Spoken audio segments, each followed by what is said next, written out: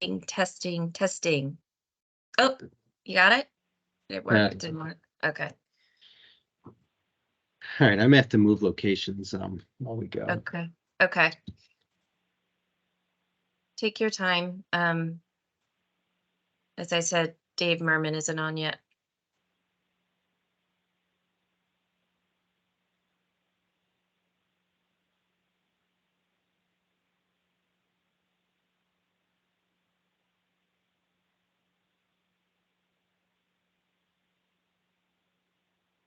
There's Dave Merman. Sorry about that. We are in new shared space for folks not from the Green Mountain Care Board. The Agency of Natural Resources has been very generous and has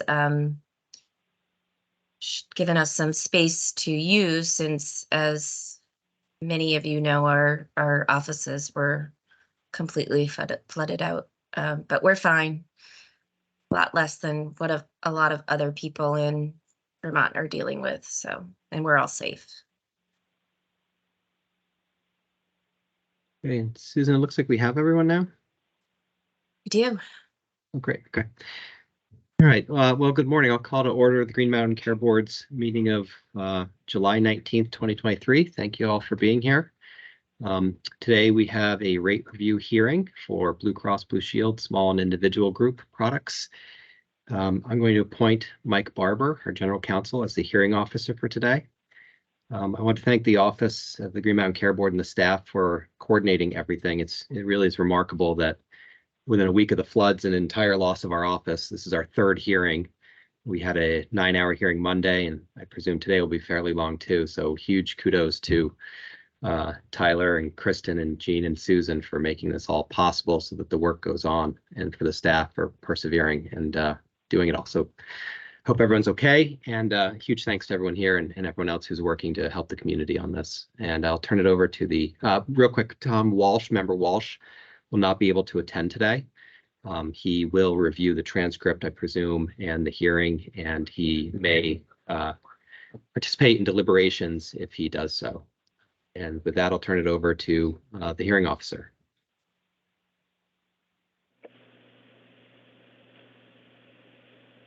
Thank you, Mr. Chair. So good morning, everyone. Again, my name is Michael Barber. As you heard, I'll be the hearing officer for today's hearing. The purpose of the hearing, as Chair Foster said, is to take evidence and argument on Blue Cross Blue Shield of Vermont's 2024 individual and small group rate filings. The docket number for the individual rate filing is GMCB-002-23RR, and the docket number for the small group rate filing is GMCB-004-23RR. The hearing is being held pursuant to Title 8, Section 4062 of the Vermont Statutes Annotated, as well as Section 2.307 of the Green Mountain Care Board's Rate Review Rule. Representing Blue Cross today are Michael D'Onofrio and Bridget Acey from the law firm Strisson Mayer LLP.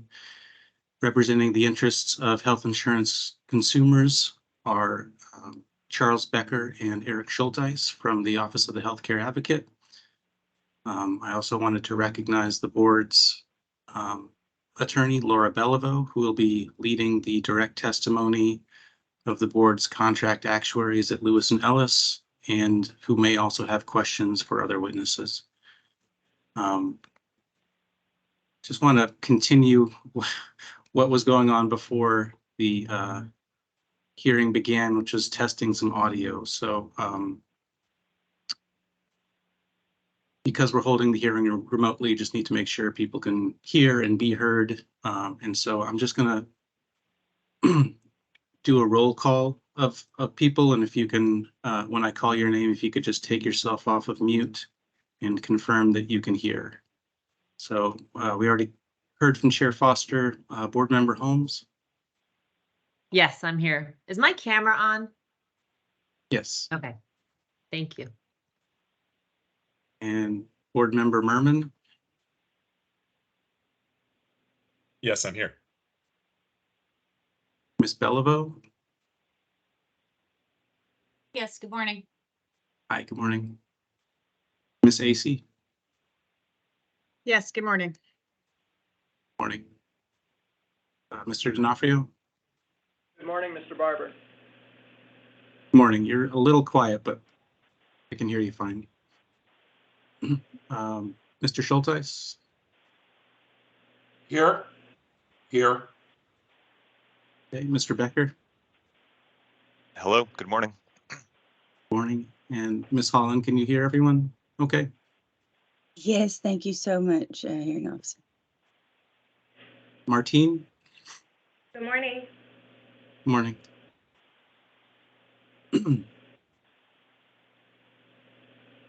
Okay, I think that is good enough for now. We are recording today's hearing. As you heard, we also have a court reporter here to transcribe the proceedings. We will provide the parties with a copy of the transcript as soon as we receive it. For any members of the public who are present today, we will be taking public comment at the close of the proceedings, which will be later in the afternoon at a time which I can't say with certainty. So if you don't want to sit through a long day of witness testimony, we are having a meeting on Monday, July 24th from 4:30 to 5:30 in the afternoon that will be dedicated exclusively to hearing from the public on Blue Cross Blue Shield's filings, as well as MBP's filings in the individual and small group markets. Information about how to participate in that meeting can be found by going to the Green Mountain Care Board's website and clicking on the link for 2023 board meeting information.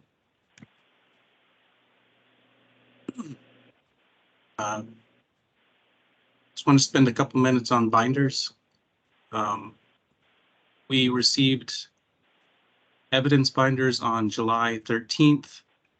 The binders contained an exhibit list that listed 25 exhibits.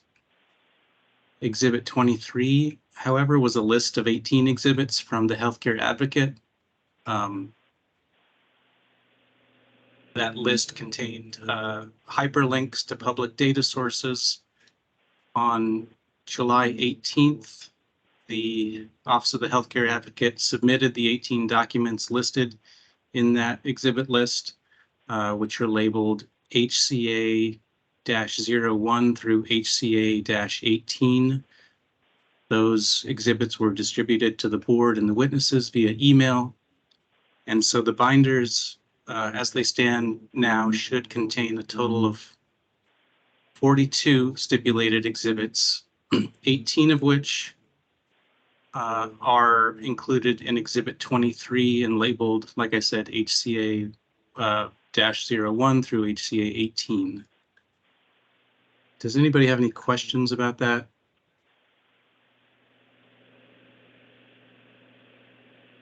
Okay, does either party have any objection to me admitting those exhibits into evidence at this time? No objection, Mr. Barber. Thank you. We don't object either. Then please consider that done. And for the record, my understanding is that Exhibit HCA 11 may be replaced at a later date after new information is released from the source. So I just wanted to say that on the record.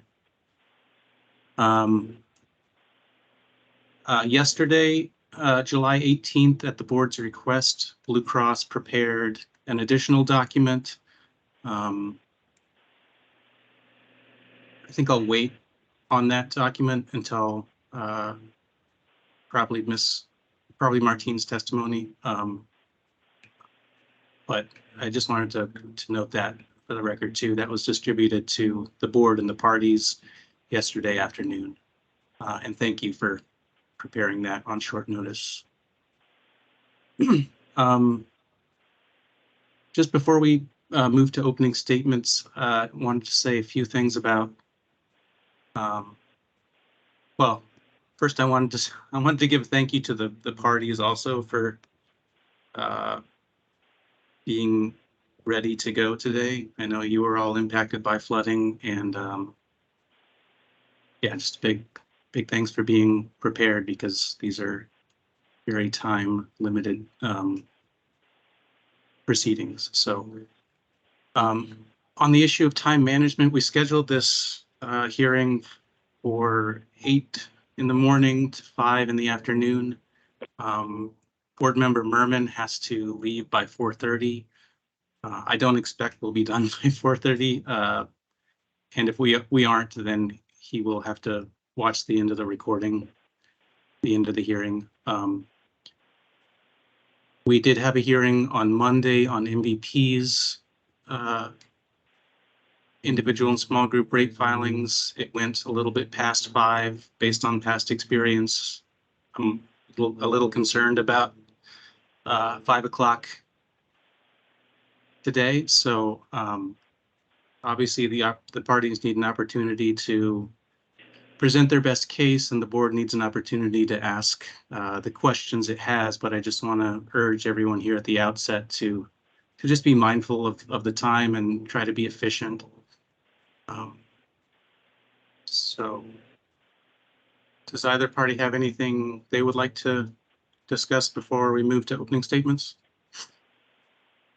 Mr. D'Onofrio? Thank you. Very briefly, Mr. Hearing Officer, just on that efficiency point, I just want to remind everyone, we have 3 witnesses on tap for today. Martine Brisson-Lemieux will be up first, and she'll be addressing kind of the actuarial side of the issues before you. She'll be followed by Ruth Green, who will be able to speak to kind of the financial side, administrative charges, contribution to reserve position, those sorts of issues.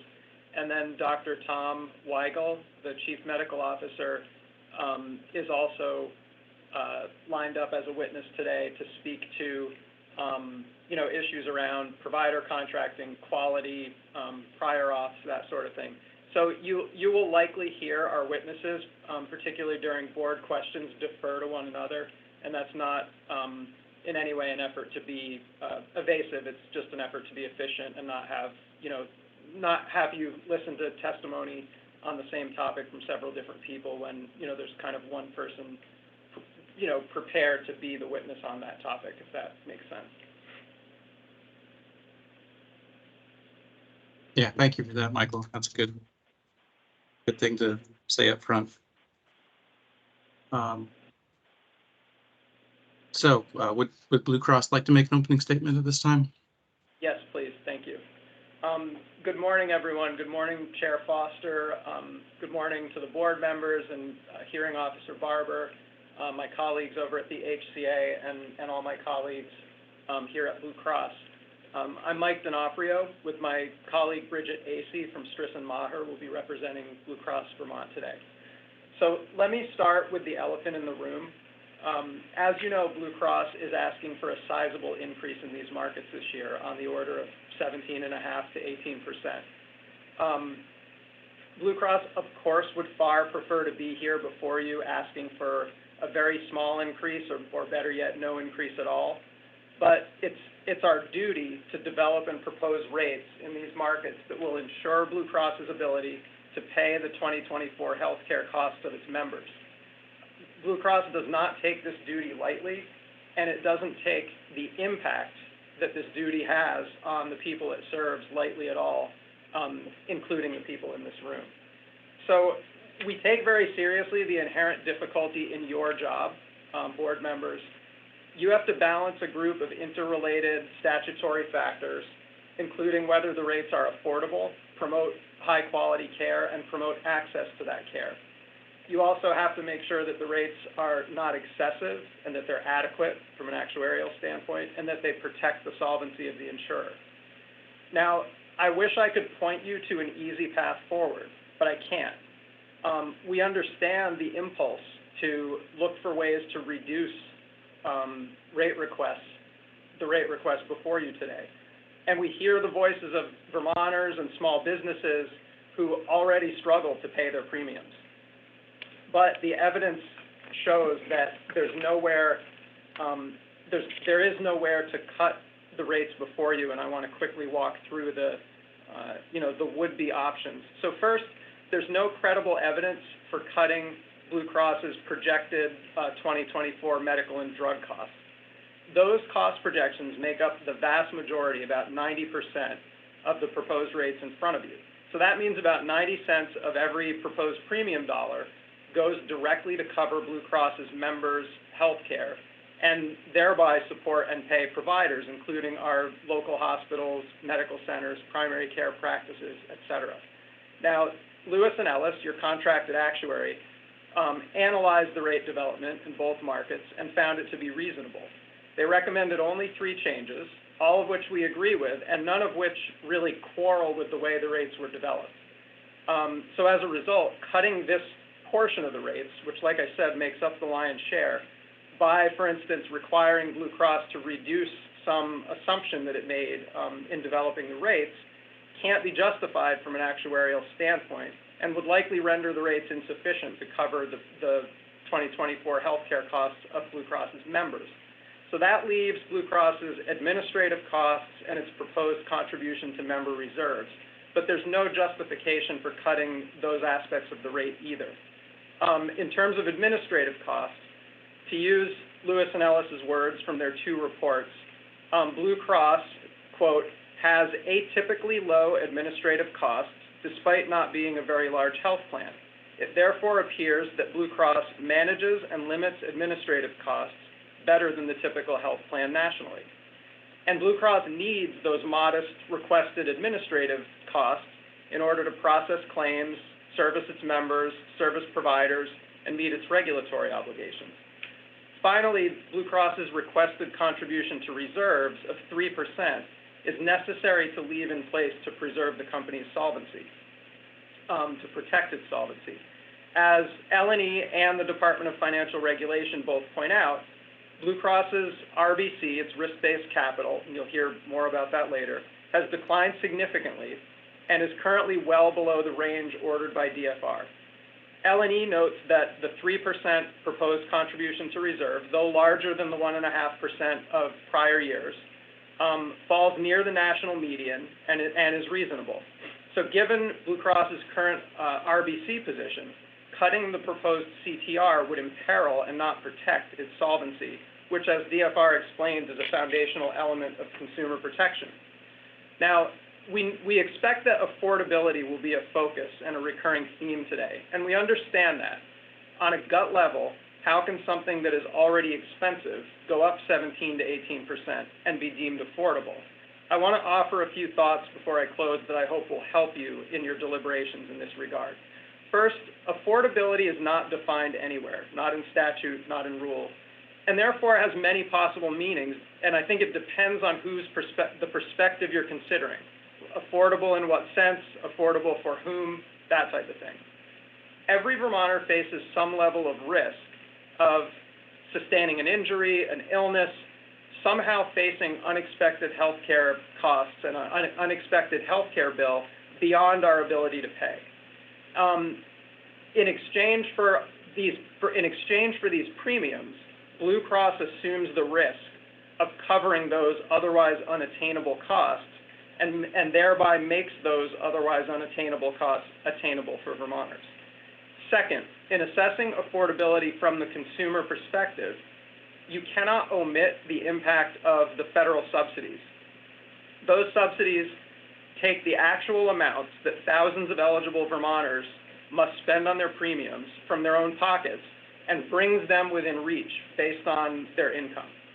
Third, affordability is one leg of a 3-legged stool, as I believe Chair Foster alluded to during Monday's hearing, along with quality and access.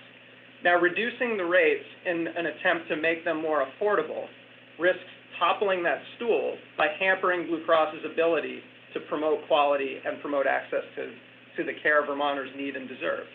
And finally, these rates don't exist in a vacuum. They're part of a complicated, expensive, and interconnected system. The vast majority of the proposed rates reflect the best projection that we, and I really mean all of us here at this moment in time, have for the healthcare costs that Blue Cross's members will face in 2024. Those costs are not increasing because of anything that Blue Cross does or doesn't do. They're increasing because the costs of medical goods and services are increasing.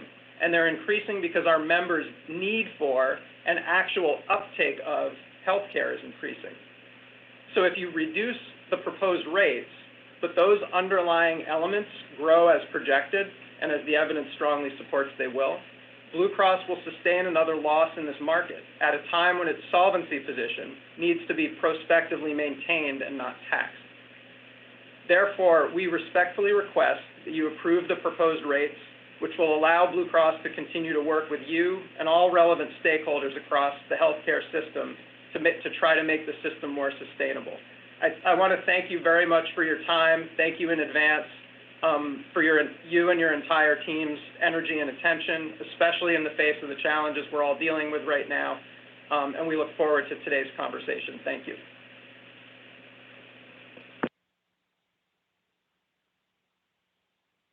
Opening statement from the healthcare advocate. Yes, thank you. Hello, good morning. Hearing Officer Barber, members of the board, representatives of Blue Cross. My name is Charles Becker. I'm a staff attorney representing the Office of the Healthcare Advocate and Vermont Healthcare Consumers. At issue today are proposed rate increases averaging 18% in the individual market and 17.5% in the small group market. After all, recommended and agreed to adjustments since the rate filing are accounted for. These proposed increases come just 1 year after approved increases of 11.4% in the individual market and 11.7% in the small group market, and that were thought of at the time as painfully high. If these 2024 rates are approved, then the cost of simply purchasing health insurance, never mind the cost of actually obtaining care, but simply the price of being insured will have gone up by nearly 30% in just 2 years. We're all acutely aware that we've been living through a period of high inflation, but the rate increases in health insurance are far exceeding the pace of ordinary inflation. For regular Vermonters, the cost of health insurance was already verging on unaffordable. With these increases, will we finally cross that line and drive people out of the market? As filed, the 2024 Blue Cross Blue Shield Standard Silver Plan would cost roughly $1,000 a month for a single person, $2,000 a month for a couple, and nearly $3,000 a month for a family for silver. Can we really say such rates are affordable? It's true for now that in the individual market, a person can purchase the benchmark silver plan for no more than 8.5% of their income. But those enhanced subsidies have an expiration date that's only 2 years down the road. Approving these rates risks creating a catastrophic affordability crisis on the near horizon, with absolutely no guarantee that Congress will act to prevent it. And what about the people in the small group market? The small businesses, the nonprofits, the municipal governments, and their employees. There are no protections against unaffordable rates in the small group market. And while prices are a little lower in the small group market, at about $750 a month for that single silver plan, going up to $2,200 a month for a family, again, there are no subsidies for these folks. So for that silver plan, for a family, that's $26,000 a year. $26,000 is more than 1/4 the median income for a household of 3, just for premiums. Of course, most people with small group plans will share this cost burden with their employers, forcing their employers to make fraught decisions to absorb those costs to the detriment of their bottom lines, to increase the prices for their goods or services, to raise taxes, or when the employer can't possibly pay more and still balance the books, to pass a greater share of the burden onto their employees.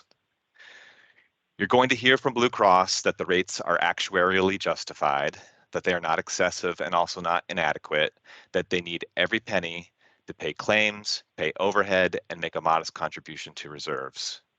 You're going to hear from your actuary, L&E, that they pretty much agree across the board with Blue Cross, that Blue Cross's assumptions are reasonable and appropriate. You're going to hear that the primary reasons for these high rate increases are hospital spending, which did not level off as we had hoped and anticipated, and prescription drug spending, especially high cost, low utilization specialty drugs.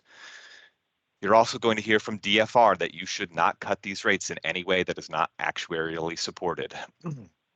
But as you know, for better or for worse, whether the rates are actuarially supported is only one factor that you must consider and balance. Among the other factors you must consider and balance, including promoting access and quality, there's affordability. The carrier bears the burden to justify the rates, and the only rates that can be justified are rates that are affordable. Yet I anticipate you will hear various ambiguous arguments from Blue Cross about the affordability of the rates. In the pre-filed testimony, for example, they assert with a simple yes that the rates are affordable. In live testimony today, we might hear that the rates are affordable, at least relative to the benefits they provide, or that payment of the premiums is itself proof that the rates are affordable. But you're not likely to hear Blue Cross describe the impact these rate increases will have on the roughly 40,000 Vermonters who purchased their policies. We've heard from many of these Vermonters through public comment, and nearly all of the comments received speak to the rates being unaffordable, that Vermonters of all stripes are experiencing significant stress over the high cost of insurance, let alone healthcare, and that Vermonters are worried how they will squeeze an additional $10 a month, $100 a month, $1,000 a month to pay for their health insurance. Whatever their means, Vermonters are stretched thin financially and they can't afford to pay more for health insurance. With that in mind, as we proceed through this hearing today, I urge you members of the board to please be looking for any opportunity to cut these rates. I will endeavor to point out at least a few ways that I believe the rates could be cut in order to make them more affordable and to ease the affordability crisis Vermonters are experiencing for health insurance. Thank you very much. Thank you, Mr. Becker. So Blue Cross, are you ready to call your first witness? Yes, thank you. I'd like to call Martine Brisson Lemieux. And is everybody ready? Can everybody hear?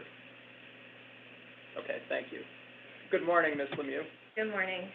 Would you please state your name and your current position for the record? Just gonna jump in here for a second. Mr. D'Onofrio, I gotta swear Ms. Brisson Lemieux in.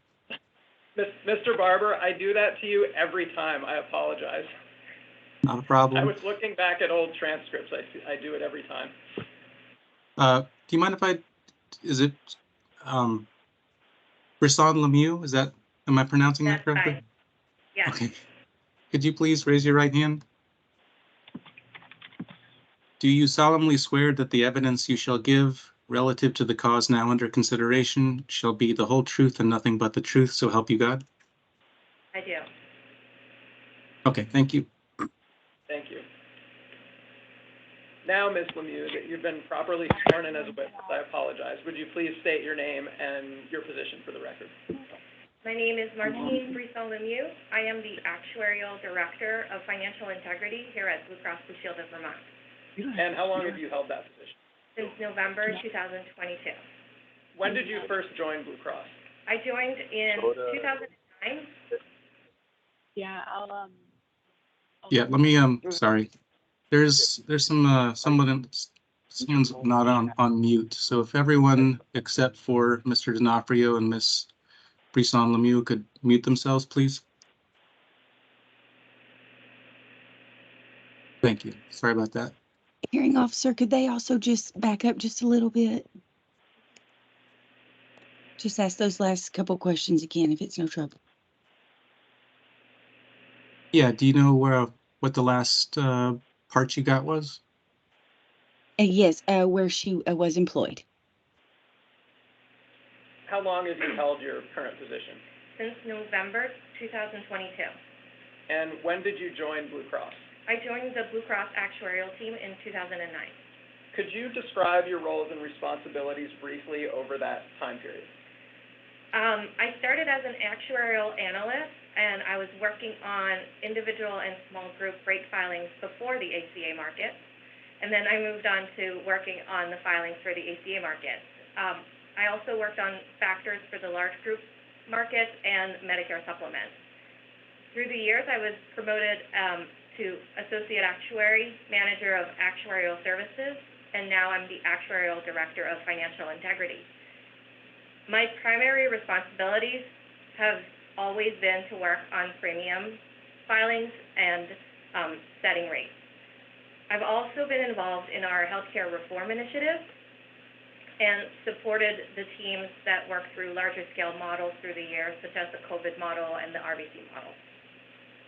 And have you been involved in this hearing process over the years? I have. I've been part of the team behind the scenes since 2014. Did you prepare and submit pre-filed testimony for this proceeding? I did. And would you please just tell us what exhibits in the exhibit binder your two pre-filed testimonies reside at? My July 5th pre-filed testimony is Exhibit 18, and my July 10th supplemental pre-filed testimony is Exhibit 20. Thank you. Was all the testimony contained in those two exhibits true and correct to the best of your knowledge at the time we submitted them? Yes. And is that still true today? Yes. Thank you. I want to turn to the filings now. Were you responsible for preparing the filings in the 2024 individual and small group markets currently under review? Yes, I was actively involved in the preparation of the filings, and I am fully familiar with all aspects of the filing and the underlying rate development. Would you please turn to the table of contents in the binder? Yep. Are exhibits 1 through 7 the filings? Yes. So those exhibits comprise all the elements of the filings for the two markets? Yes, those are the filings as filed on May 9th. Great. And did you certify the filings at the time they were made? I did. At the time of filing, I certified that they meet all actuarial standards of practice and that they comply with all applicable federal and state laws and regulations. Throughout the course of this proceeding, were you responsible for preparing the information and responses that Blue Cross has provided in response to questions received through L&E from the board and the healthcare advocate? Yes, all the information and the responses included in this filing were either prepared under my supervision or by another Blue Cross department when it was beyond my expertise. And do those questions and responses, are those questions and responses exhibits 8 through 13 in the binder? Yes. Would you just briefly summarize the proposed rates as filed? At the time of filing, Blue Cross was requesting an average rate increase of 14.5% for the small group market and 15.5% for the individual market. And currently, Blue Cross is proposing somewhat different rates, correct? Correct. After the review from Lewis and Ellis and after adjustments that we are proposing to make, the rate increases are 17.5% for the small group market and 18% for the individual market. Thank you. And we'll talk a little bit later about why those changes took place. For now, could you briefly summarize the key drivers behind the rates that Blue Cross is proposing this year? Yes, there were 4 primary drivers of the rate increases this year. The largest rating driver of the increase is the rising healthcare costs. Those include medical claims and pharmacy claims. Averaged on the two markets, that was about 9% of the proposed rate increase. We also have been receiving lower pharmaceutical rebates than we expected, and we continue this lower level. We expect this lower level of rebates to continue through 2024. A third factor was that we are now treating COVID-19 as any other respiratory virus, and including the cost of care, treatment, vaccines, testing in the premium. That increases our rates by 1.1% approximately across the market. And finally, we are increasing our contribution to member reserve from 1.5% to 3% because of the increasing trends and the risk inherent in this market. Thank you, Ms. Lemieux. Can I just ask one follow-up on the pharmacy rebates? What's the magnitude of that change in the rates?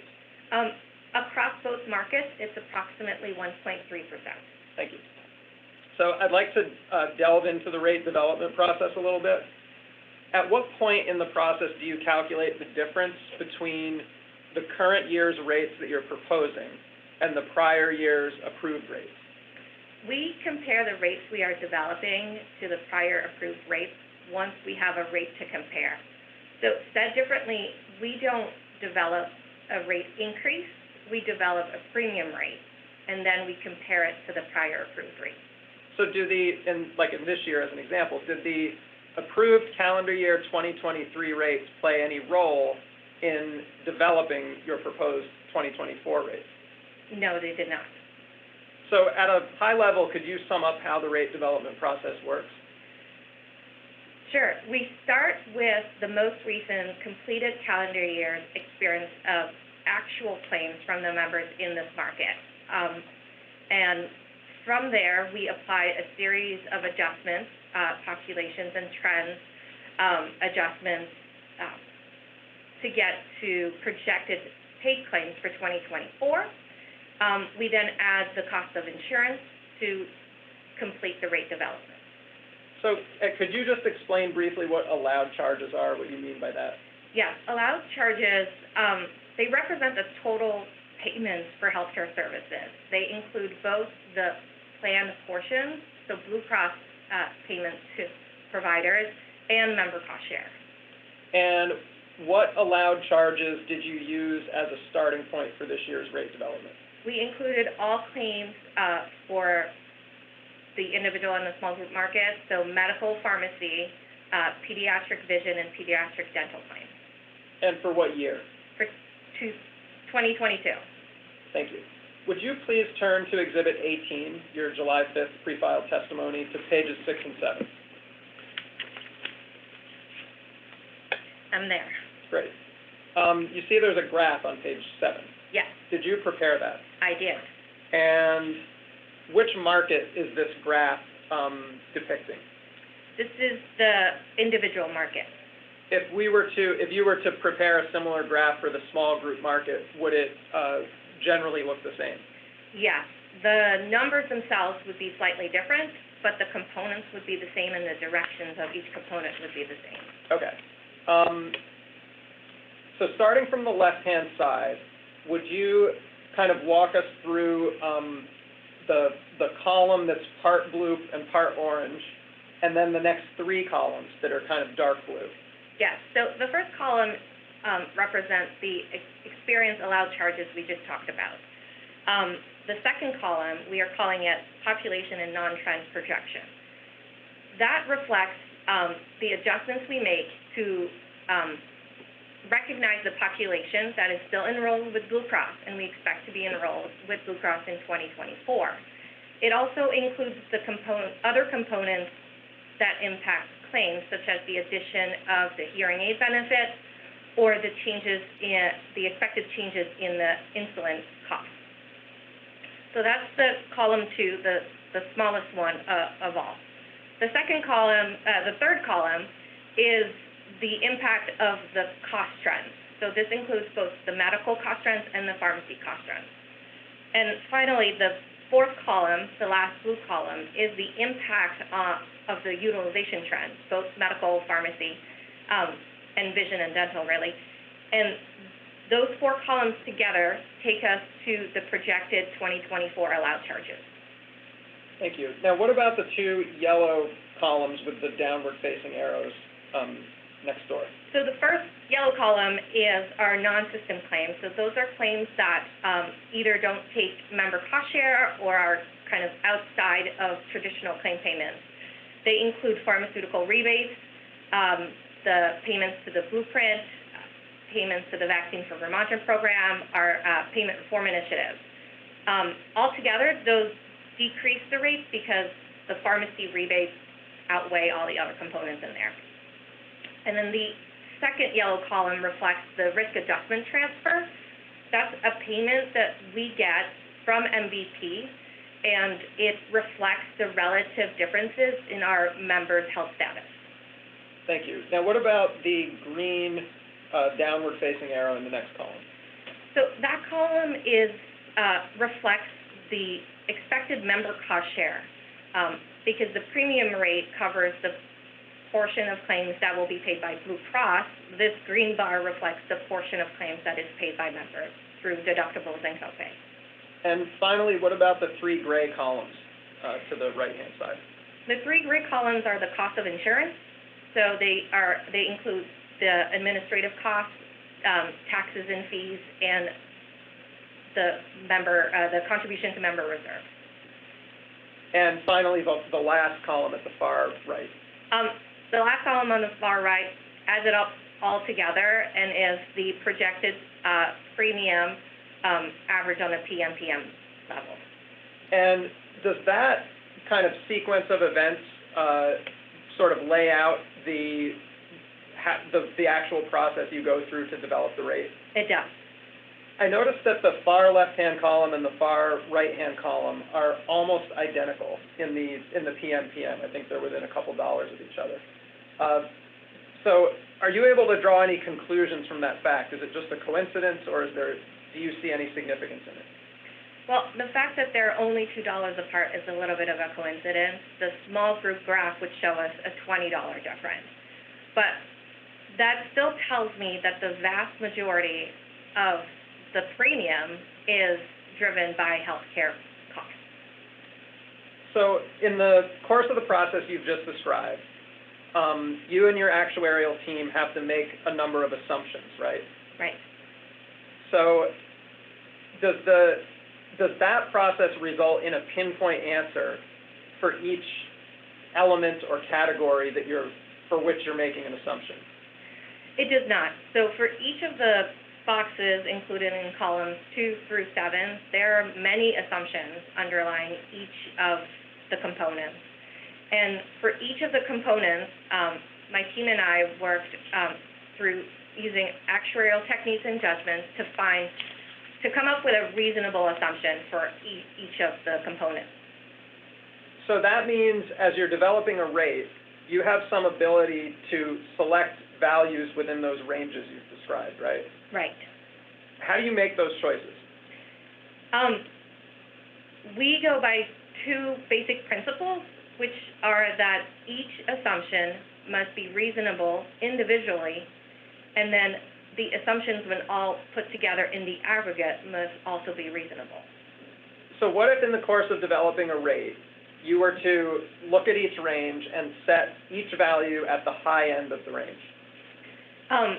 That would maximize the likelihood that the resulting rate would be excessive. All of these assumptions are trying to predict an unknown future. And we know, even though we do our best, we're only human and we're going to miss some up, some down. If we set all the assumptions at the very high end of the range, then the likelihood that the actual expenses and the claims come lower would be very high. And that would mean that the premiums would be too high, and that is the definition of an excessive rate. And so what if you did the opposite and set each one kind of at the low end of the range? We would have the opposite problem. If we set all the assumptions at the very low end of each range, then the likelihood that actual claims would come in higher is very, very high. And so we would maximize the likelihood that the rates would be inadequate. So each of those two examples, would you agree, is an instance of where each individual choice might be reasonable on its own, but then as a group, they are not reasonable together considered in the aggregate? Yes, that's correct. And like you said, as an actuary, you need to follow both of those principles when you develop a rate. Yes. Are you familiar with the concept of community rating? I am. Would you briefly describe what it is? So community rating is the concept that everyone that's in the same risk pool pays the same premium, outside of a few factors like the choice of benefit or the family tiering.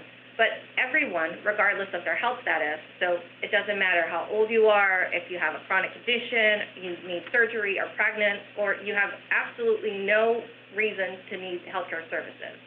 Through community rating, everyone's rate is the same. And do you use community rating in these markets? We do. It's required by Vermont and federal law. In any given year, let's say in the individual market, do you typically see variation above and below the premium that all members were charged? Yes, there is a wide variation of healthcare claims at the member level. Each year, we have a few members, 1 to 3 or thereabouts, that incur over $1 million of claims each year. And if we were to sum up, the claims for the members that have little to no claims, we would need to add up the experience of thousands of members to equal the experience of those 3 members that had over $1 million. And do you typically see that same phenomenon in the small group market? Yes, we do. Okay, I'd like to now turn to L&E's analysis of your rates. Have you had a chance to review the 2 Lewis and Ellis reports that are Exhibits 14 and 15 in the binders? Yes. Okay, would you turn to Exhibit 14, please? And turn to page 20. And let me know when you're there. I'm there. Do you see about halfway down the page, there's a section titled Recommendations? Yes. Would you, you don't need to read all the text, but just give the 3 bulleted items that L&E recommended? Consider updated hospital budget information, reflect updated risk adjustment transfers, and reflect updated benefits. Thank you. And if you would quickly flip to page 20 of Exhibit 15. Yep. And I'm sorry, 14 was the L&E report for the individual market, right? Correct. And 15 is for the small group market. Yes. So on page 20, did L&E make the exact same recommendations regarding the small group filing? They did. And what is Blue Cross's position with respect to these recommendations? We agree that we should follow each of the recommendations. Now, in terms of the consider updated hospital budget information recommendation, what have you done since the issuance of L&E's report with respect to that recommendation?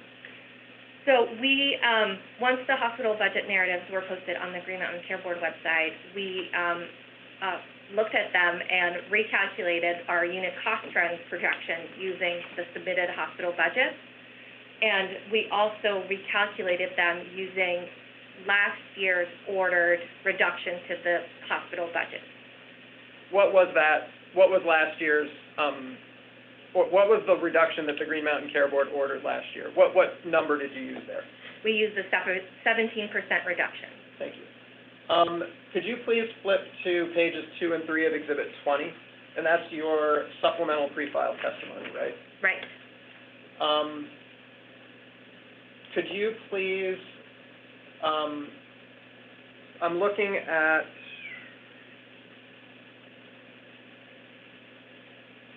sorry.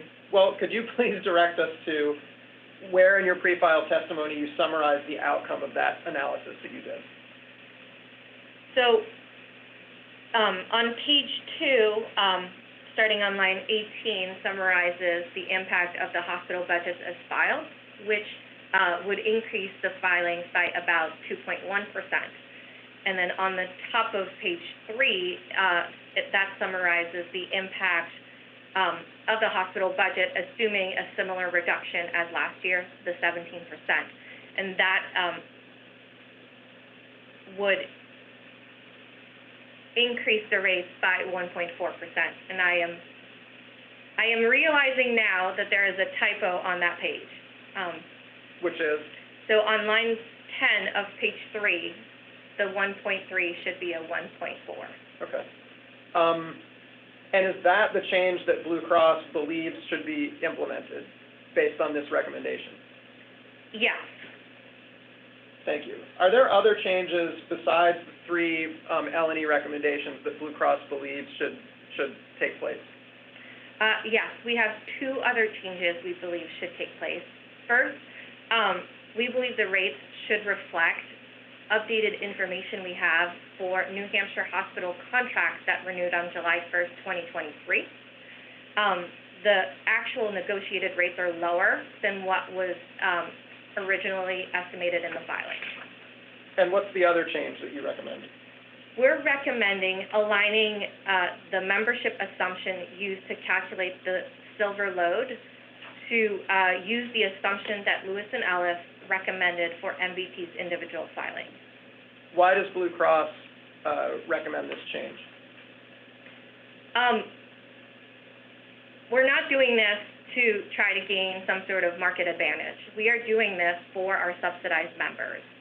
These members whose subsidies will be based on the second lowest silver plan, they don't need to be paying an additional silver load on a Blue Cross plan without receiving an accompanying increase of their subsidies based on the second lowest silver plan. Would you please move to page 5 of Exhibit 20? Yes. Does the table on page 5 reflect Blue Cross's the rates Blue Cross is currently proposing in these markets? Almost, but not quite. Since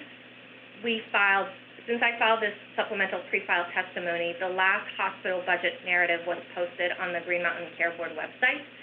And in adding that updated hospital budget narrative would increase these rates, these proposed rates, by about 0.1%. So your final proposed rate in the individual market is 18.1%? Yes. And your final proposed rate in the small group market is 17.6%? Yes. Okay, thank you.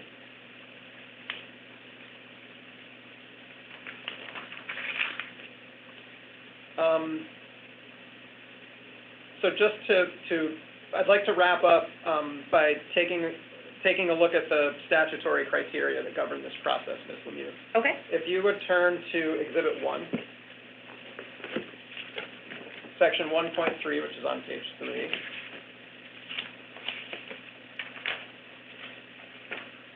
Do you see that Section 1.3 gives a list of state and federal laws and regulations and legal authorities that govern this process and govern this filing? Yes.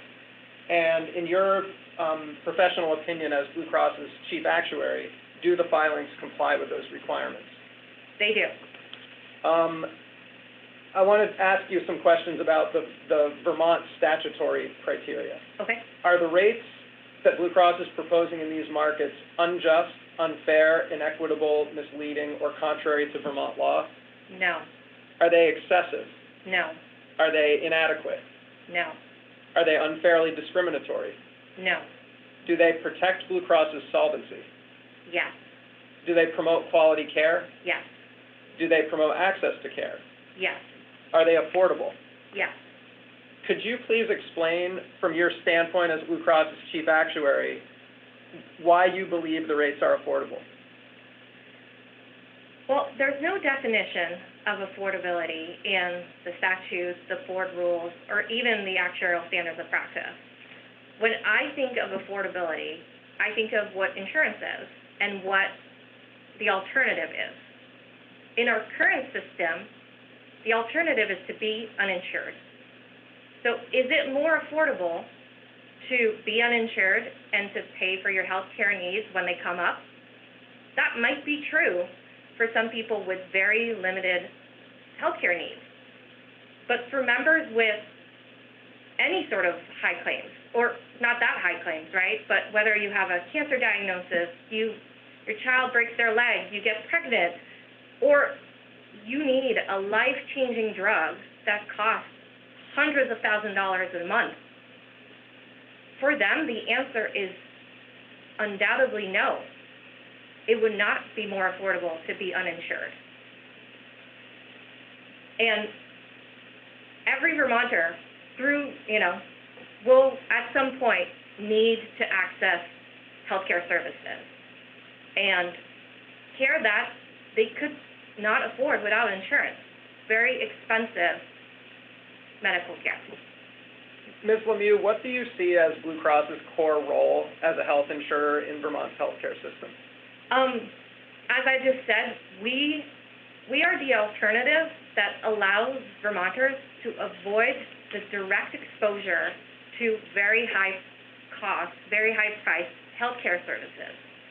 And when Vermonters find themselves in an unexpected situation facing unforeseen healthcare needs, we are here to help them cover their costs. Thank you, Ms. Lemieux. That concludes Ms. Lemieux's direct testimony.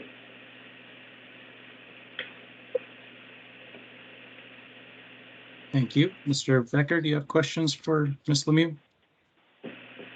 I do have questions, Hearing Officer Barber. Thank you. Good morning, Ms. Brisson Lemieux. Is that right? That is right, and Ms. Lemieux is also correct. Okay. I'll go with Ms. Lemieux. Thank you. And so this is your first year testifying, is that right? That's right. All right. This is my first year questioning witnesses at a rate review hearing. So we'll get through this together, okay? Sounds good. Okay. All right. And I'm going to do my best to direct you to the appropriate exhibit as I go through my questions and also the correct page. But if you're not seeing what I'm talking about, please let me know, okay? Will do. All right. Here we go. So in your pre-filed testimony and under direct examination, you described the rate development process, correct? Yes. And that rate development process is an actuarial process. Is that right? Yes. Okay. And that's why you developed the rates, right? Not the accounting team. Yeah. That's right. Okay. So let me try to state a very oversimplified summary of what I heard you describe as being the rate development process. First, you add up all the claims from the most recent completed year. In this case, it was 2022. Is that right? Yes. Okay. And then you project or predict what allowed charges are likely to be for the plan year that you're developing rates for. Is that right? Yes. And you do that by making various adjustments for population changes, like is our population getting sicker or healthier, younger or older, things like that. Yes. Okay. You make predictions about all, you make predictions and then you develop what's called an index rate. Is that right? That's right. Okay. And then to that index rate, you apply what you call trend to medical and pharmacy utilization and cost components. Is that accurate? That's correct. Okay. And would you agree, and I think I already heard you testify to that effect, that there's quite a bit of subjectivity involved in the development of rates? That is, that you have to make a lot of decisions and assumptions? We have to make a lot of assumptions, yes. Okay. So the rates that are filed, those top line numbers, rates are going up by 18%, for example. How many assumptions go into deriving that number? Can you just give me a rough guess? Probably 50 to 100. That's what I wrote, 50 to 100. Very good. All right. And realistically, not even the best actuary is going to make all the correct assumptions. Is that fair? No, that's Okay. fair. Okay. Talk now a little bit about affordability. You talked a little bit about the non-actuarial factors in your memo, I think beginning on page 8 of Exhibit 1. But really, this memo that you provided is an actuarial memo, correct? I mean, it's labeled an actuarial memo. It is an actuarial memo, but I do rely on the knowledge of other experts here at Blue Cross to be able to certify this memo. It is not only my knowledge that goes into creating these rates. Okay. And this Very filing. good. Fair enough. Yep. Thank you. Is it fair to say, though, that the main justifications for the rates are actuarial in nature? That's why you submit this actuarial memo? Yes, the rate development themselves is an actuarial exercise. Okay. And I think I heard you say that affordability is not an actuarial term or concept. It is not defined in the actuarial standards of practice. Okay. And you don't have a specific number or formula you use to assess whether the rates are affordable. Is that right? I do not. Okay. In your role at Blue Cross, do you hear from Vermonters that they struggle to afford health insurance? I do. Similarly, there's no metric or formula to evaluate whether the rates promote access to care. Is that right? I don't believe there's a formula for it. Okay. Do you hear from Vermonters that even with insurance, they're reluctant to access care because of high deductibles? I have read the comments that say that, yes. Okay. All right. So I'm going to move on now and talk about trend, probably one of your favorite things, right? All right. Yeah. All right. Here we go with that trend. Starting with medical trend, and specifically medical trend, that makes up a big chunk of the overall rate increase. Is that right? That's correct. Is it about close to half of the overall rate increase or a little lower? The medical component would be about half of it, yes. About half. Okay. So then it's really important to get the medical trend numbers right. Would you agree? Yes. Okay. So starting with the medical unit cost trend, if I could have you turn to page 24 of Exhibit 1.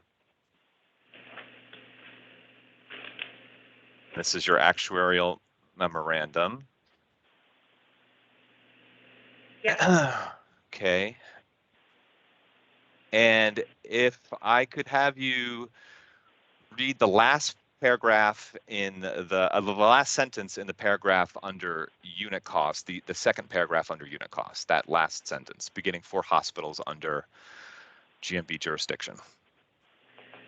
For hospitals under the jurisdiction of the Green Mountain Care Board, we start with the assumption that the board will approve hospital budgets for the 2023 cycle that are equal to the commercial increases approved in the 2021 cycle. Okay, thank you. In retrospect, that was not a good assumption. Is that right? That was much lower than what was submitted recently, yes. Okay. And I'm trying to understand why you led off with that assumption. Did you have data that led you to believe that pressures on hospitals were cooling off?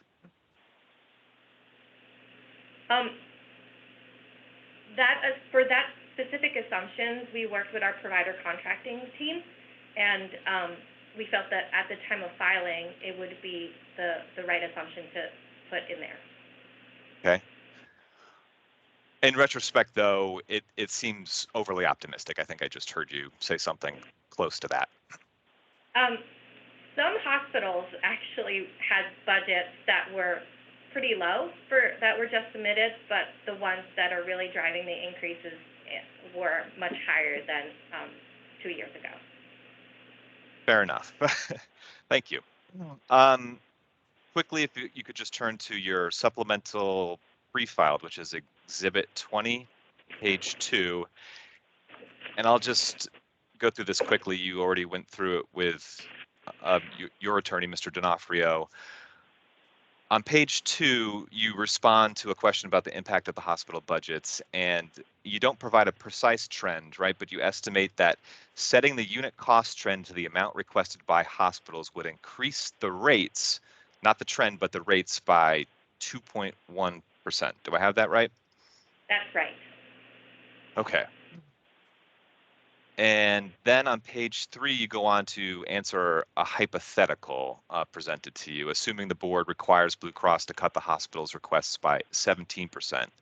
And your response to that question was that what you identified that there was a typo there, and that really, if the board ordered hospital budgets to be cut by 17%, that the rates would go up by 1.4%. Is that right?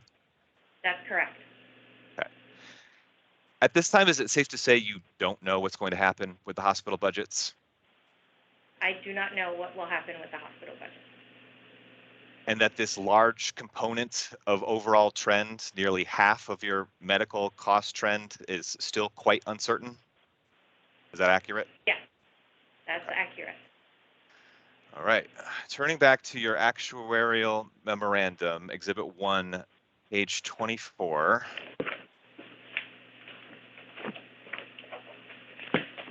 You could let me know when you're there. I am there. Okay. That last full paragraph on the page, could you read that first sentence in that paragraph beginning with "we assumed"? We assumed for other providers within the Blue Cross service area that overall 2023 and 2024 budget increases would be the average of the increases implemented during the 2021 cycle and the 2022 cycle, with the exception that we have reflected any more recent information gleaned from our early negotiation with providers. Okay. Is it correct? Are you still holding on to that assumption? Other than the known changes for the July 2023 contracts that were negotiated and signed, yes, we, for the other hospitals, we still hold to that assumption. Okay. Does that reflect at all that maybe for these other hospitals that maybe some of the inflationary pressures they were experiencing are easing? Maybe, but I am not an expert in hospital accounting. Okay, very good. If you could turn to page 25 now. You say there that for providers outside the Blue Cross Blue Shield of Vermont service area, you derive trend from a confidential and proprietary Blue Cross Blue Shield Association Fall 2022 Blue Trend Survey. Do I have that right? That's correct. Does that trend survey enable you to compare Vermont trend to trend in other areas of the country? We can compare where our submission that went into the survey, where we fall in total compared to the other Blue plans who participate in the survey, but not necessarily how specific hospital areas compare to each other. Okay. Are you able to say, I mean, do you know offhand, is Vermont trending higher than much of the rest of the country? I don't know offhand, but we could follow up. Okay. I was just curious. Thank you. Is it also true, though, that none of the underlying data from that confidential and proprietary survey was submitted into the record here in these proceedings?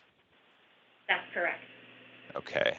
So there's really no way for anybody to check the assumptions related to this particular component of the cost trend. Is that right? That's right. Okay. So in reading your memo, I noticed that you use the phrase "we select" quite a bit, don't you? Is that right? Yes. Okay. And so when you say, for example, on page 27 of your memo, for facility claims, we select a 0.5% utilization trend. What that language really conveys, and you've already testified a bit to this, is that there are other numbers that are possible, but you're selecting one possible number. Is that right?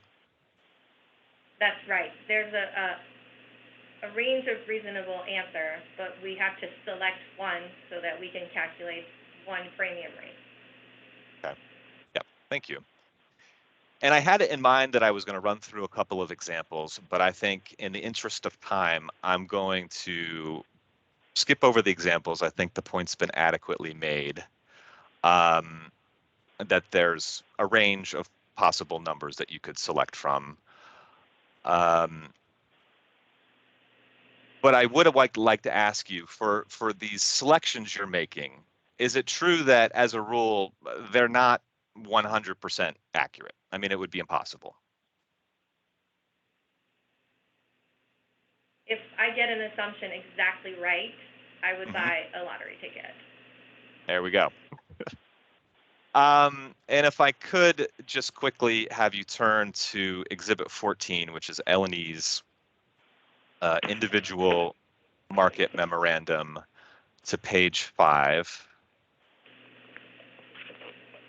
And I just want to point out, I mean, I'm seeing here there's a chart on the page, and the very first line item is 2022 actual projected claims experience, and there's a downward adjustment there of negative 5.7%.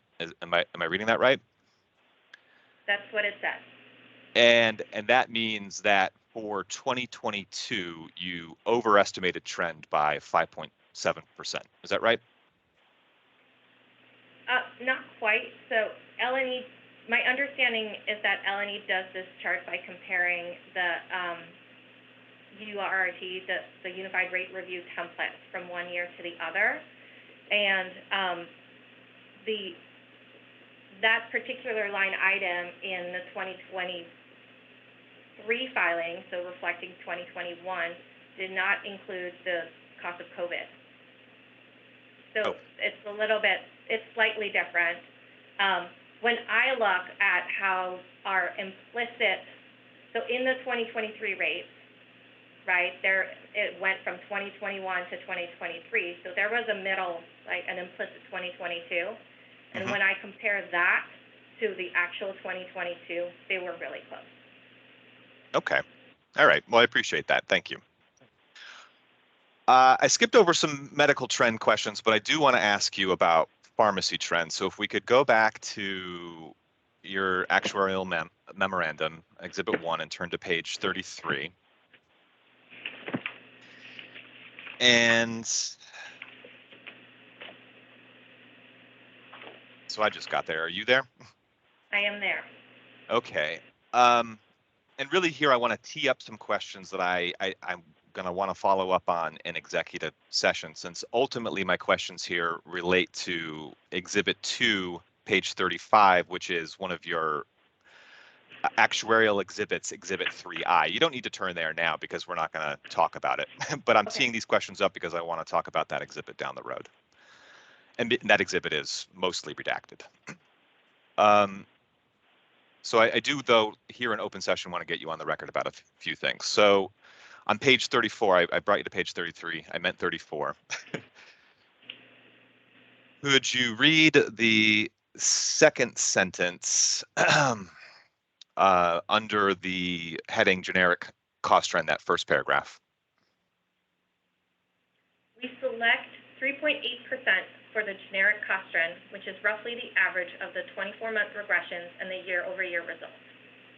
Okay, thank you. And is it correct that your generic cost trend is based off AWP, which is the average wholesale price?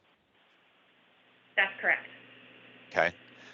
Now the brand cost trend, could you read the second sentence in the last full paragraph on page 34?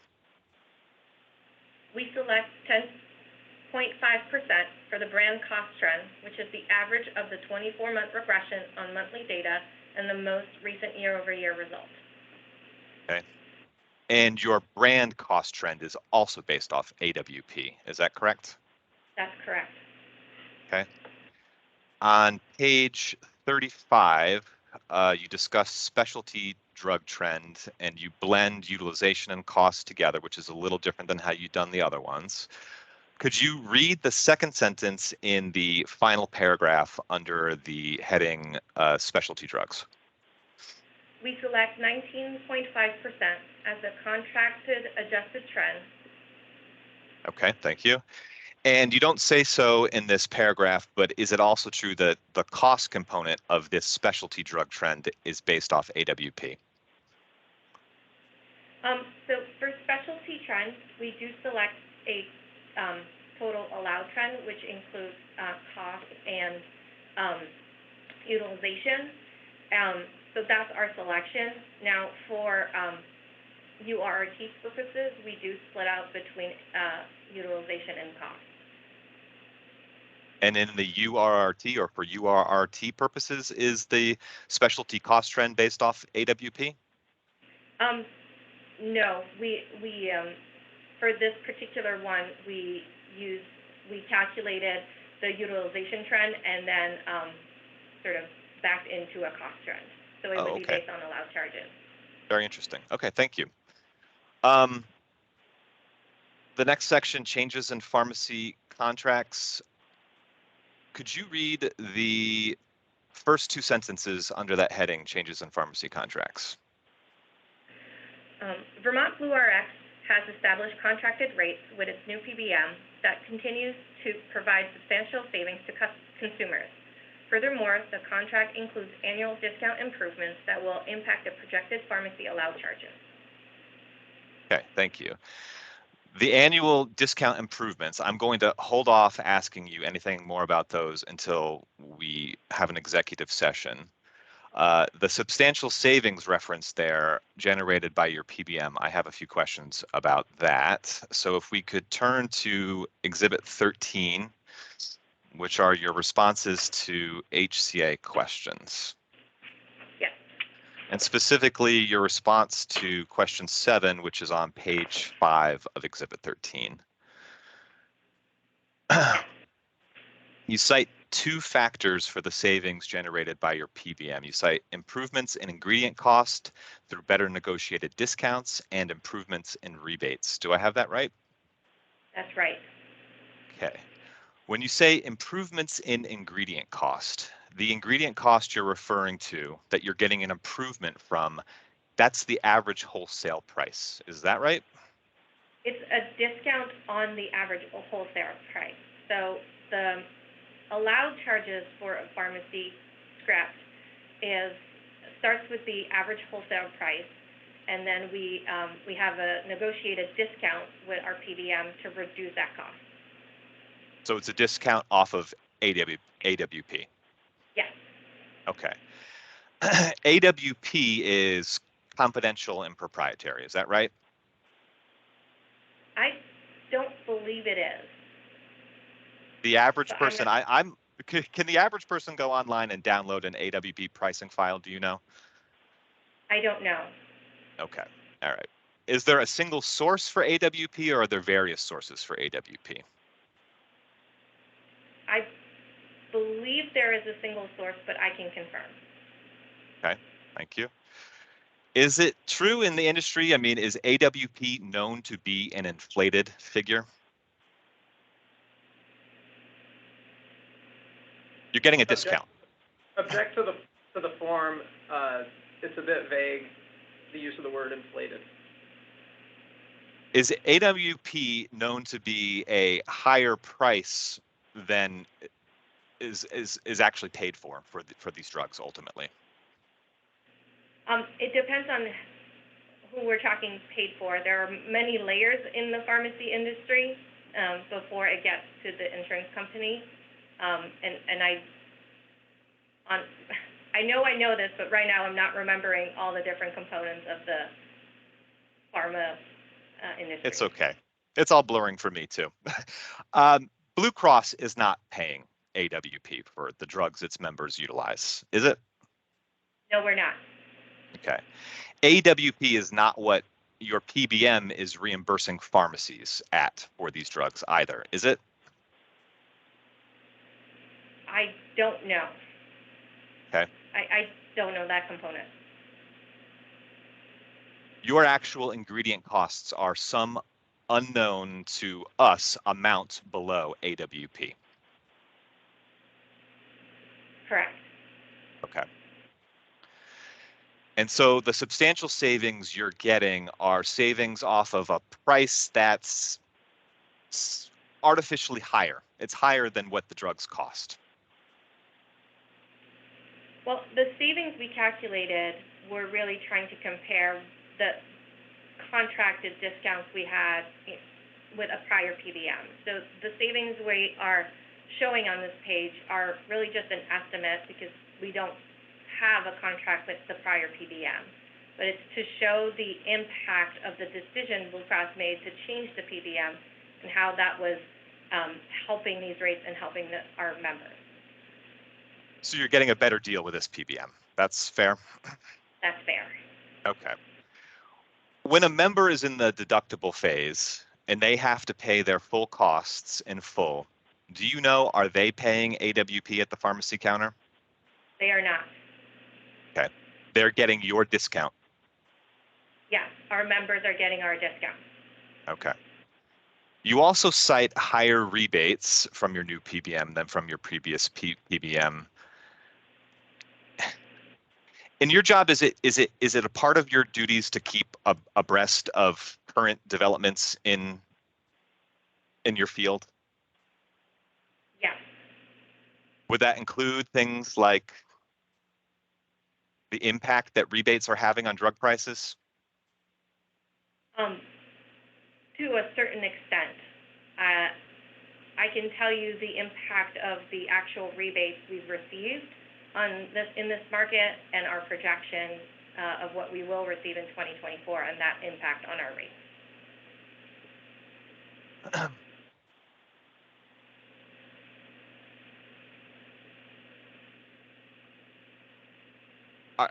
Have you read anywhere in your reading about your field that manufacturers are raising list prices in order to be able to discount them and to provide rebates? I have not read that recently, but I have not recently kept up with all of the pharma schemes. Okay, thank you. One last question about rebates. Blue Cross gets the rebates or whatever percentage of the rebate they've negotiated with their PBM to receive, but not the individual member who is utilizing the drug that generates the rebate. Is that right?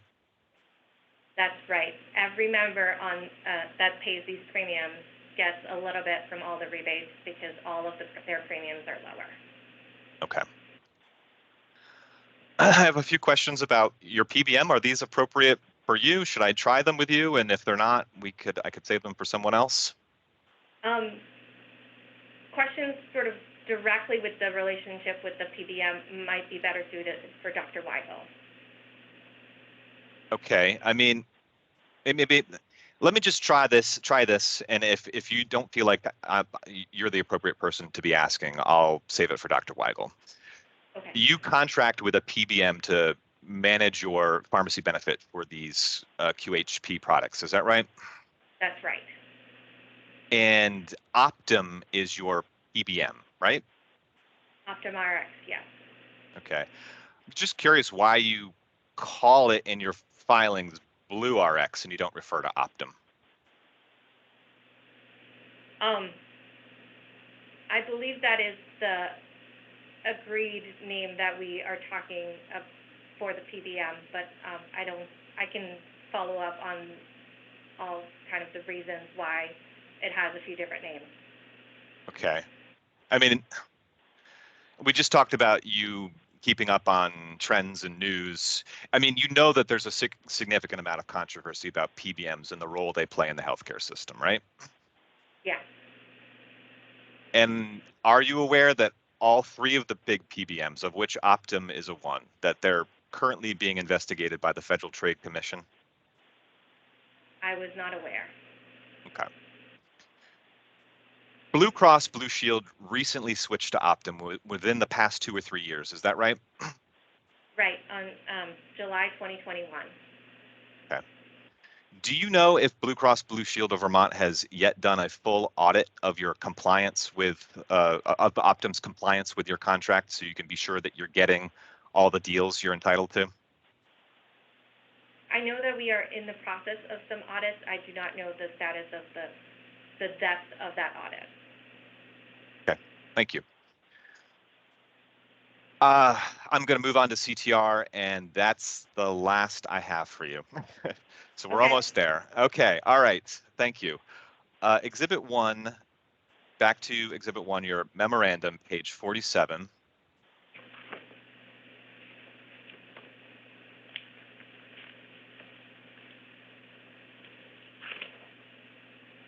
Okay. Okay. Could you read the first sentence under contribution to member reserves? Yes. As directed by the Blue Cross Vermont management, the filed rate include a nominal 3% contribution to reserve. Thank you. I was trying to figure out ahead of the hearing what a 3% CTR comes out to on a PM basis. I don't see that figure in your memo. Is it in your memo? It's not in the memo. It's on Exhibit 7B. So that's Exhibit 2, and then way back at 7B. Okay, I'll find the page because I've done my own calculations, but if you've already done it, no sense going through mine. Okay. So I see the small group market. That's page 59. Oh, yep, there it is. And that's close to what I calculated. All right, all right. And then do we know where the 7B is for the individual market? It's page 46 of Exhibit 2. Okay. Thank you. So on a PMPM basis in the individual market, what does it come out to roughly? Just a rough figure a month for CTR. 3% on the individual market is approximately $26 per member per month. Okay, and on the small group market, $23. and so over the course of a year, 12 months, that's in the neighborhood of $300 a year. Yeah. And then for a family plan, would it be fair to multiply that by 3? So $900 a year? Yeah, family plan is 2.8%, so right around there, yeah. 2.8. Do you think a lot of your members would be happy to receive a $900 check in the mail? Probably. What I'm asking is, do you really, is 3% really nominal? I hate to quibble over word choice, but nominal. Object to the form, argumentative. No, but it's objection overruled. Please answer the question if you can. Nominal in this case was really because last year we had a filed contribution to reserve of 1.5%, but then the effective contribution to reserve was lower because we had taken out the cost of COVID treatment and testing out of the contribution to reserve. So nominal in here means that it is the 3% we are requesting, and there are no reduction to that. And so both the nominal and the effective contribution to reserve are 3%. Ah, well, that makes sense. Thank you.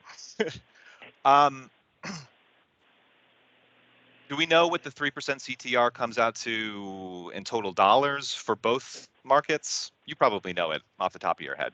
Again, I did my own numbers, but I bet yours are better. I don't have that number stored in my brain this morning. Okay. If I said about 13.2 million, does that sound like it's in the ballpark? I'll have Ruth confirm, as I'm sure she's doing the math right now, and I'll have her confirm with you later. Okay. Maybe I should save that question for Ruth then. And I'll leave it at that. I thank you. Thank you very much. Thank you. Thank you. I think now would be a good time to take a quick bio break, and then we can move on to board questions. So if we could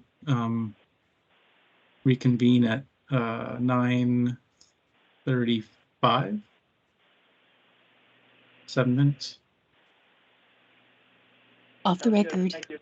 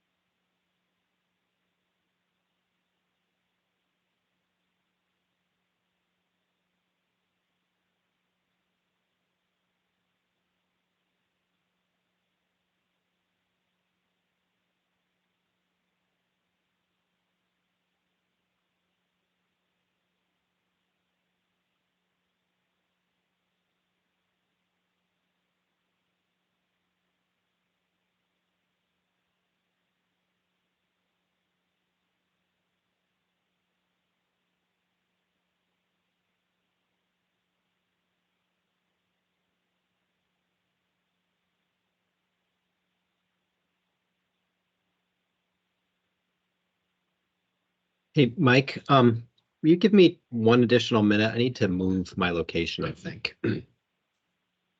Actually, never mind. Just go ahead. We'll go ahead. Never mind. Okay, we could take a minute and we're doing actually pretty good on time. It might disconnect me. I'll try it during the next break. Okay.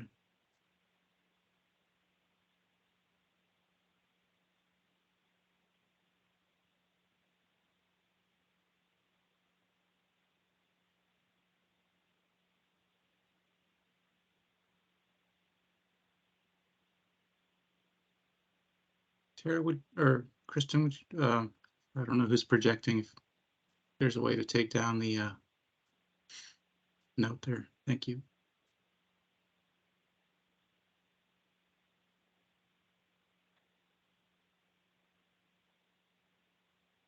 Don't see Mike D'Onofrio on camera. Oh, there you are. And can you hear me? Yep. Okay, thank you. Okay, it looks like we're all back. So why don't we go back on record? On the record? Thank you. And before we move to board questions, Ms. Beliveau, do you have any questions for Ms. Lemieux?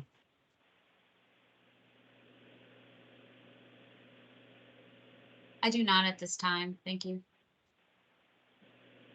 Thank you. Then we'll go to board member Lunge. Thank you.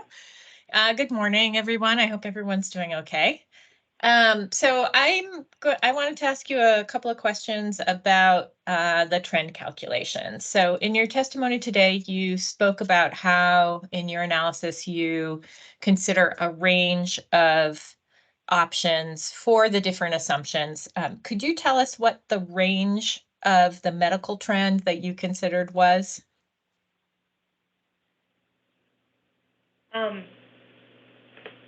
I don't have the exact range right now, but we definitely could have justified trends up to 1.5% for the medical facility side,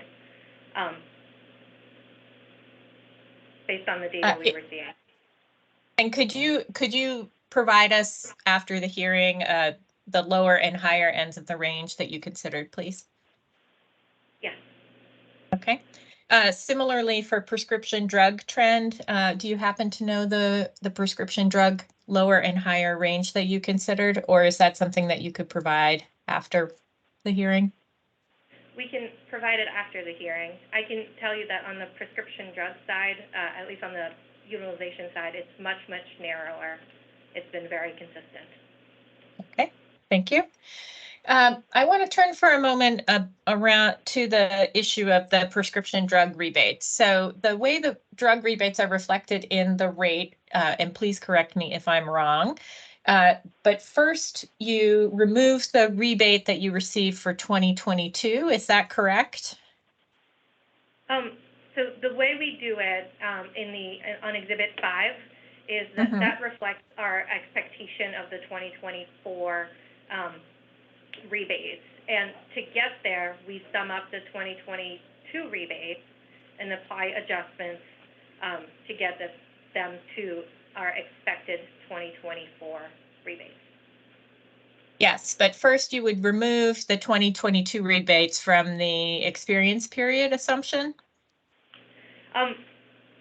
We don't include them in the allowed charges that we showed on the graph. So we don't really remove them. They're just not in that graph, in that bar chart. Okay, but in Exhibit 1, page 20, you have a calculation related to rebates and this summarizes how you get to the PMPM for 2024. Is that right? So on pages 12 and 13, right? Or I was looking at 20, but we can go to 12 and 13 if that makes sense for you. Oh, 20. So it's just, so in the URT template, we have to Yeah. include pharmacy rebates in the allowed charges, but in the way we do the rate development, we don't. So I just wanted to be clear. So I am on page 20 now. Okay, so on page 20, you have a calculation for the trend in your rebates, correct? Yes. Okay, and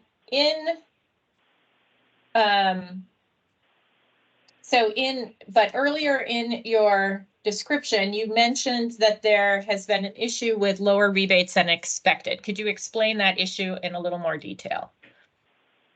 Yeah, so in 2022, in our 2022 premiums, right, we had an expected rebate amount, and the actual 2022 rebates came in lower than that expected amount. There are many reasons that could happen, but the main reasons we've pinpointed for that is that we are seeing more pharmacy claims, mostly specialty pharmacy claims, that are being filled at hospitals' own retail pharmacies. And most of those claims are 340B claims, so claims that the hospitals can get at a lower discount than Blue Cross can. And usually, manufacturers don't consider those claims rebate eligible. So we are not getting rebates on most claims that are 340B claims billed at hospital-owned retail pharmacies. Okay. The hospital, however, would be getting a rebate. My understanding of the program is that they are paying a very discounted price for the drug, and we are paying them our higher contracted rate. So it's not a rebate after the fact per se, but it's a discounted price at the beginning of the process. Okay, thank you. So where is that reflected in your rebate trend calculation? So it's reflected in our base experience, in our 2022 rebate experience. So we're assuming that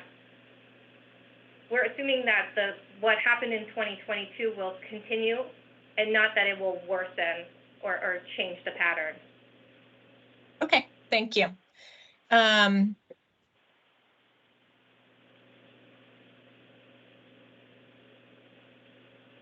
I do have some questions about RBC, but I think I will hold those for Ruth because it's related to different contributions to RBC. Does that sound fair to you?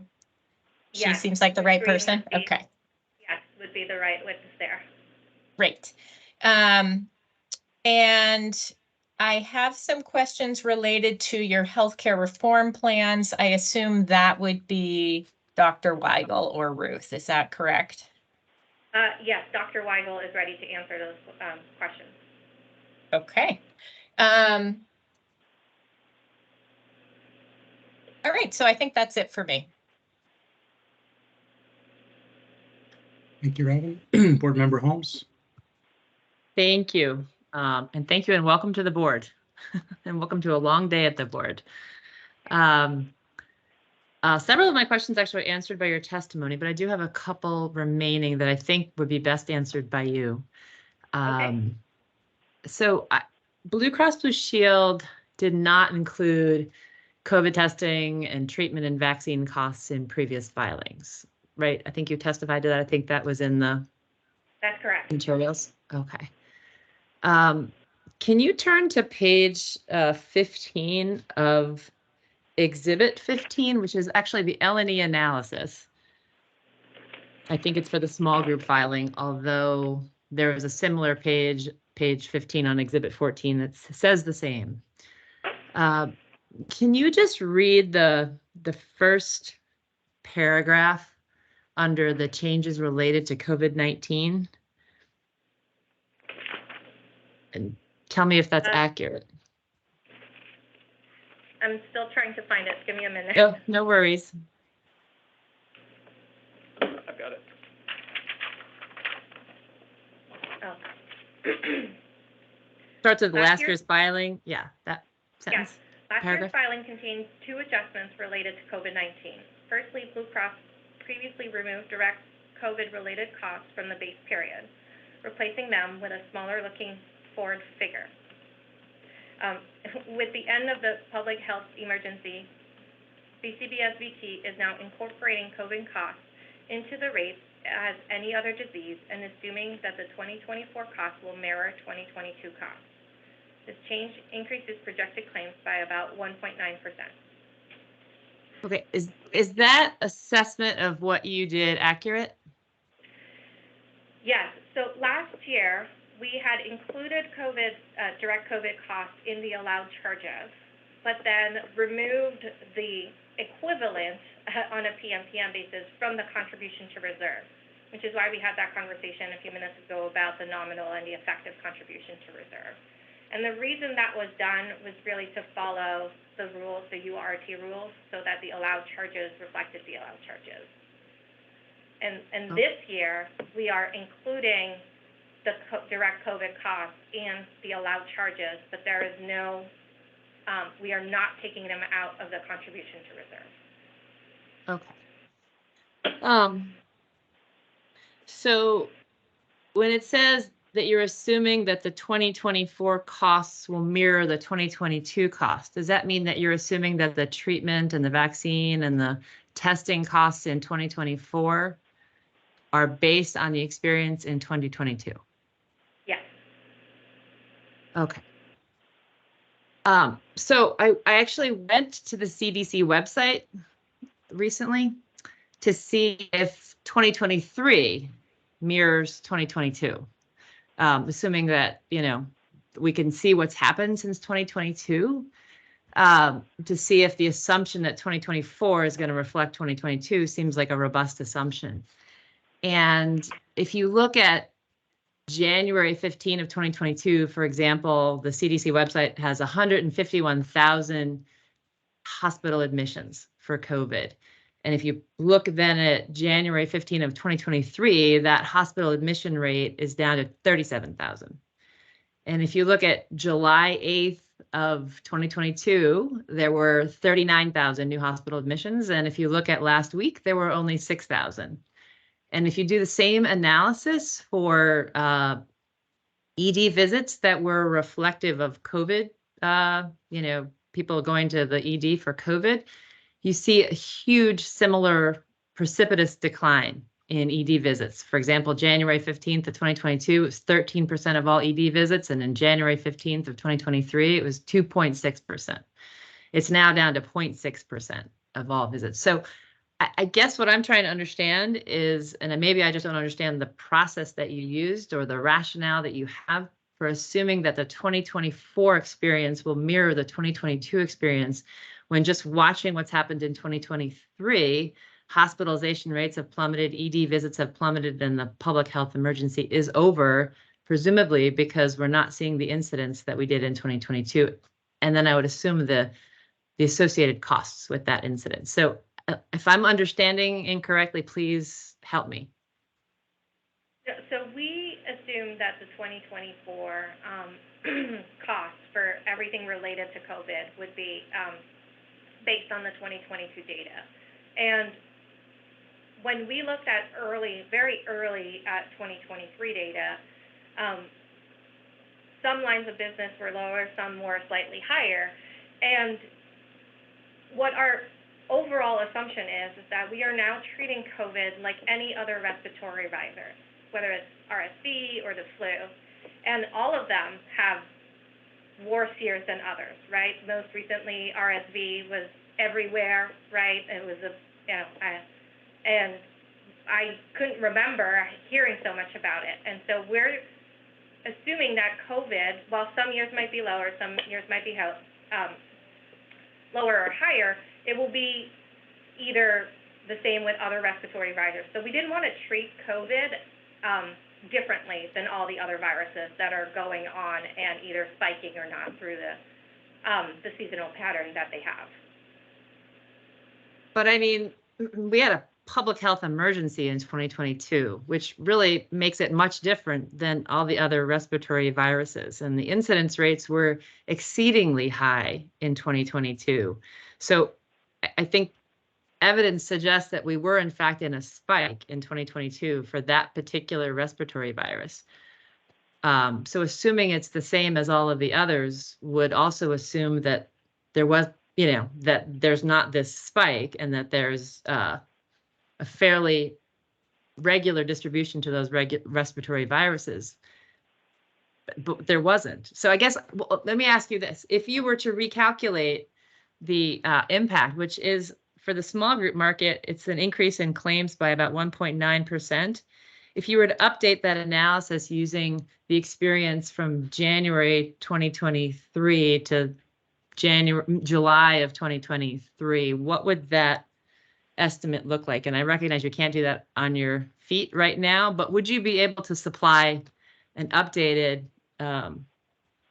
analysis of what the projected impact for 2024 would be if you use the experience that we have the most recent 6 months of experience, or whatever you have in terms of claims available to you?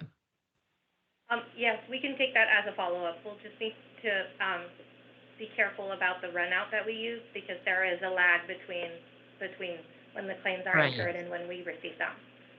Yeah, I mean, and also, I mean, perhaps you could use, and I guess I would ask you if you'd be willing to use the CDC numbers that are, you know, reflective of what the experience is across the country in terms of COVID to make that projection for 2024. At least incorporate it.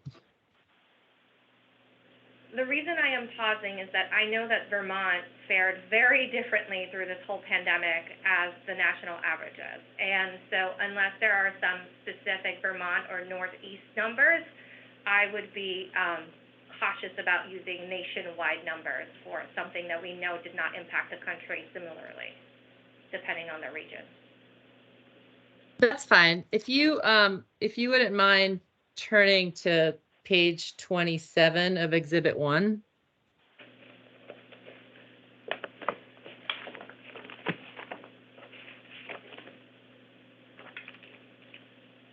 I'm there. Okay, so if you just actually look at the Vermont COVID rate that you submitted, it has an enormous spike in the beginning of 2022 for Vermont relative to the rest of the year. So again, that's an example where you're including 2022's enormous spike in COVID in your projections for 2024. So I guess I would ask if you would, you know, take a look at this and reevaluate, perhaps with some more updated COVID data and information as a follow-up. My second question is about the, this is, again, it's about the way that you arrived at the hearing aid benefit. I think for both filings, it was $1.30 per member per month. And if I followed the answers to the questions about how that was evaluated, it looks like it's not based on any Blue Cross Blue Shield member experience, but it's proxied by estimates from surveys. And I recognize you didn't, you know, you had to start from scratch and try and figure out how to estimate this because you don't have the claims experience for this particular benefit. And it looked like you used the U.S. American Community Survey to estimate hearing loss incidence. And as you just said, sometimes national numbers don't always reflect what's happening in Vermont. So I'm wondering if you evaluated whether that population is statistically relevant for the individual and the small group market for hearing loss incidence. Is it similarly, that population, the demographics in that American Community Survey, similar to the population that we would expect to be on the individual and small group market? So in cases where we don't have data, right, like the hearing aid benefit, we have to rely on outside sources. For this calculation, we had incidence of hearing loss and the use of hearing aids by some age bands. So we were able to at least apply those to the demographics of the markets we are pricing. Okay. And similarly, you use the National Institute of Health data to estimate the take-up rate of hearing aids among those with hearing loss, right? And that the assumption again there is that take-up rate would be similar to the individual and small group members here? That is our assumption. It was interesting, and I'm asking these questions because MVP actually based their Vermont expected costs on their actual New York experience in their small group and individual markets because they had a hearing aid benefit there. So it's a more direct comparison to a specific population and a specific claims experience. They arrived at 34 cents per member per month, which is, again, pretty significantly different than the $1.30 that Blue Cross Blue Shield estimated at. Again, I recognize you did the best that you could, relying on national surveys and other things. Wakely's estimates from the Essential Health Benefits Working Group were actually between 30 cents and 60 cents. So again, Blue Cross Blue Shield's estimate here is significantly higher than either MVP's experience in New York or Wakely's estimates. So my question here is it possible that reliance on these multiple national surveys rather than claims experience could lead to an inflated projection of what the actual cost would be? It could be inflated or under, right? I don't know. In this particular case, it appears, based on the two other points that you had, that our number is higher. But in other assumptions, it could be lower, right? We do the best we can with the information we have, and we don't have hearing aid data in our claims right now. Okay. Are there any other cost savings initiatives or opportunities that you became aware of after the filing was submitted? And this could be internal to Blue Cross Blue Shield, some new initiatives that might save costs, or external to Blue Cross Blue Shield, market trends, reductions in prices of certain drugs. I know you've already included the insulin reductions from the pharmaceutical companies, but is there anything that you now know that you didn't know back at the time of the filing that might achieve some cost savings for your members? I don't know of any new programs between early May and today. Okay, thank you. I think the rest of my questions are actually probably for the other witnesses, so thank you.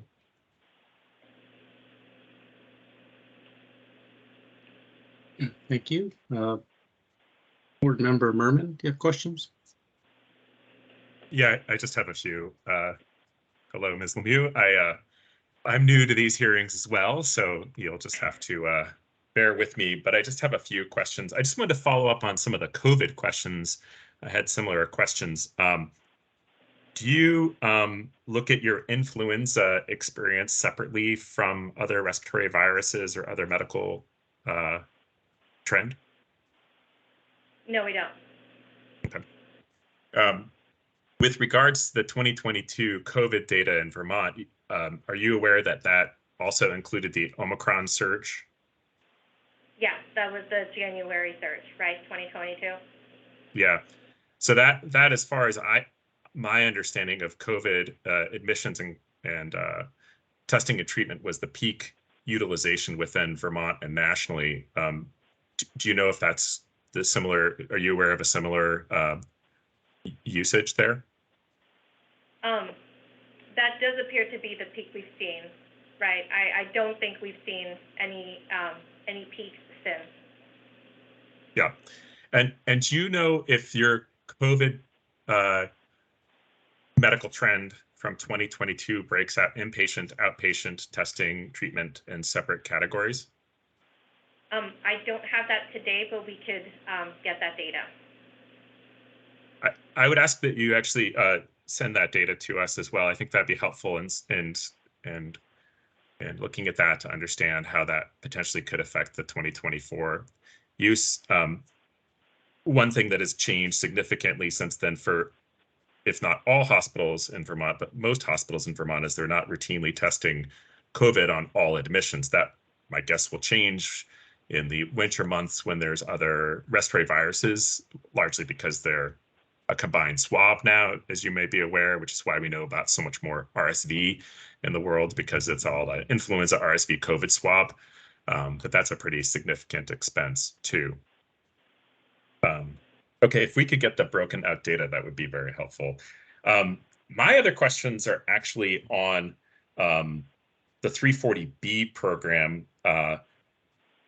So I'm still trying to understand sort of the nuance here of how, if you could go into a little bit more detail from what you testified earlier and Member Lunge's questions, but how is it that insurance rates rise when hospitals utilize the 340B program? It's the pharmaceutical rebate component of the premium that rises because we're getting less rebates.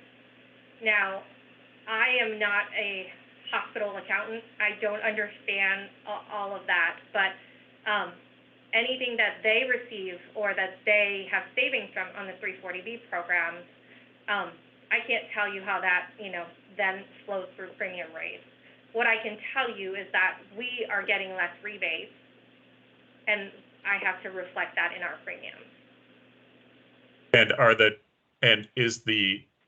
And you said, you testified earlier that the discount that a hospital gets when they purchase a drug through a 340B program is not then passed on to the insurer.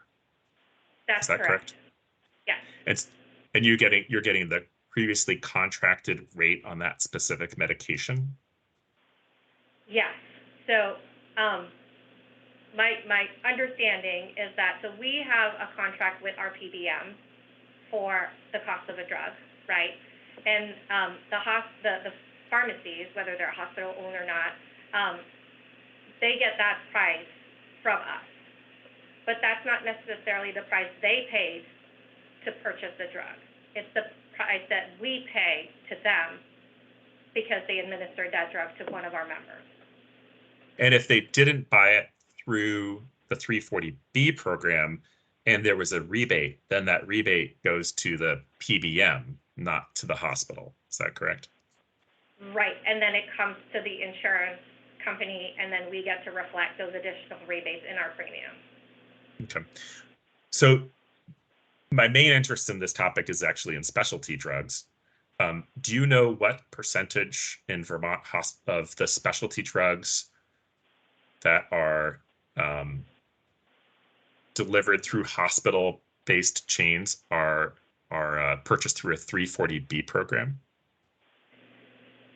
I don't have that information. What we can get is the percentage of specialty drugs, medications that we submit for rebates that are then denied because they are deemed, not eligible for rebates due to being a 340B drug. So I only have our lens. Yep, on that the makes program. that's actually super helpful. Sorry that I wouldn't expect you to have that other lens. I guess you can't. But that information would actually be, I think, quite interesting and helpful to understand this nuance, if that could be supplied, even if confidential, I would assume. So there was also a mention in your testimony about how, let me just see if I can find my page here.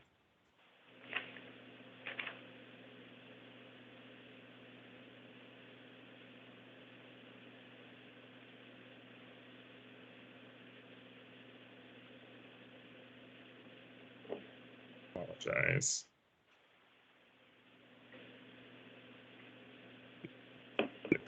Well, I will try to find it in a minute here. That one of the things that was driving up insurance, that premiums, was that more pharmaceuticals are being delivered through hospital pharmacies. Does that reflect your testimony correctly? Yes. So it's because of the rebate issue, right? And so the more scripts go and are dispensed through hospital pharmacies, retail owned by hospitals, the less potential rebates we can get. And so that's the connection to the premium rate. So if a hospital gets a 10% rate increase, do you know if that reflects that their pharmaceutical rates rise by 10% as well? I don't know how the hospitals get to their requested rate increase. Okay. And do you know if the 340B program applies to both inpatient and outpatient hospital-based pharmacies and medications delivered through those? I believe it's outpatient, but I can get confirmation. Okay.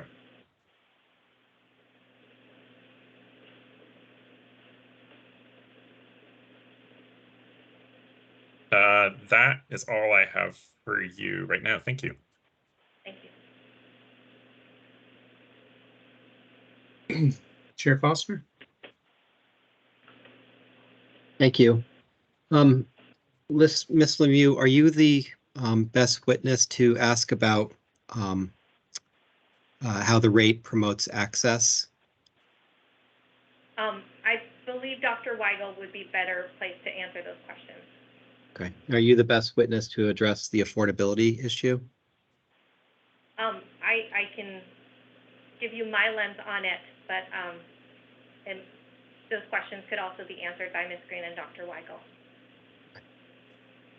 All right. Are you the best witness to address how Blue Cross divvies up its rate increase across its provider network? Questions around provider contracting would probably be best answered by Dr. Weigel.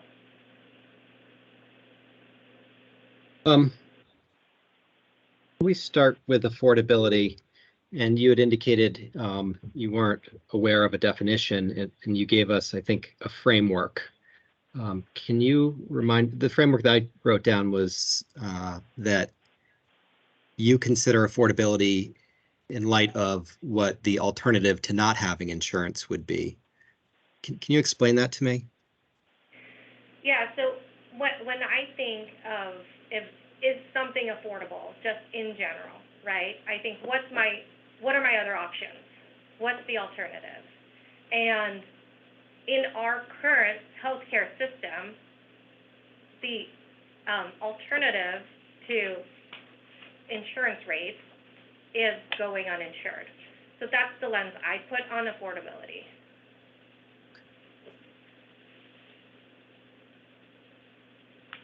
And is that the framework that you think the board should use to evaluate it?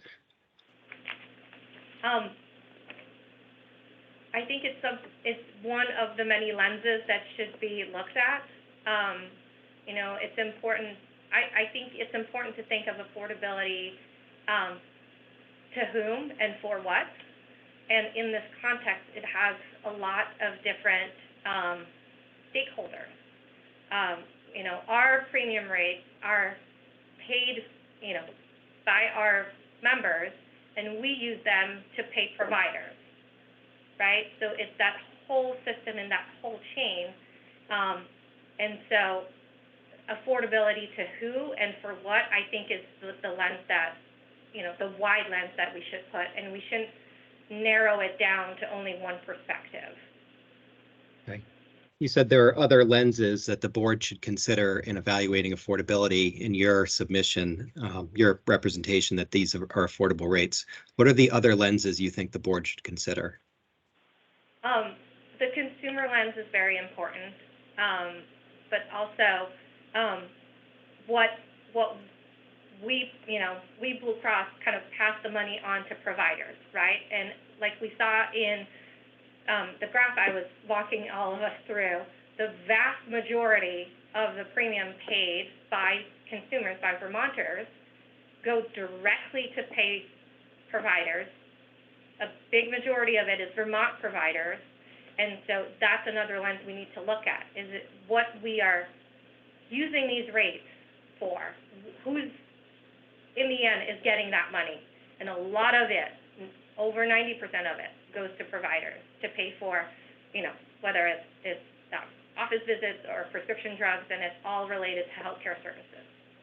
But I don't see how that would limit it, right? Because if the rates went up 100% rather than 17%, and 92% of it or whatever was still going to pay the providers, that's not like a limiting factor in what is or is not affordable. Like the percentage of money that's going to the providers doesn't change whether or not the people paying it can afford it. not from the lens of the consumer, but if we go the other way around and there is no increase or they get reduced, then our ability to pay the providers is limited. And so would that be affordable to then turn around and limit payments to providers? So it's that lens that I'm trying to include in here. So in determining affordability, you think the board should consider the ability for providers to be paid? How much of that money that is paid by the consumer is revenue to the providers? In coming up with the framework that you think the board should consider, did you discuss this framework with anyone? We've had internal discussions, but I think this is a broad sort of policy discussion that, would mean many, many stakeholders. Did you review any literature on affordability in forming this framework? I did not. Were there any sources that we could look to that support the framework that you're suggesting? No.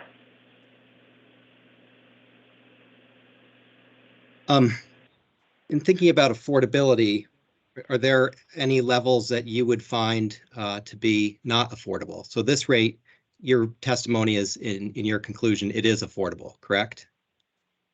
Correct. Are there any rates at which you would find the rate to be not affordable? From my actuarial perspective, if, and I have to put that lens on it too, if rates were also deemed excessive, I believe that those rates would not be affordable, but these rates are not excessive. As I read the statute, I don't really see, I see them as separate elements. Not excessive and affordable are separate elements. It sounds like you're collapsing affordability into excessive. I think they're different. You disagree? I need to put sort of my actuarial lens on it, and that's how I think of it. But again, there is no definition of affordability in the statute, so there's many lenses that, many definitions or lenses we could put on it.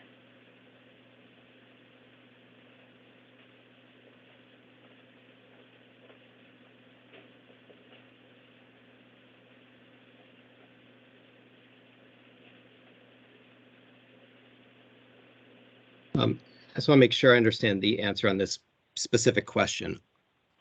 Can you conceive of any rate here that you would find not affordable?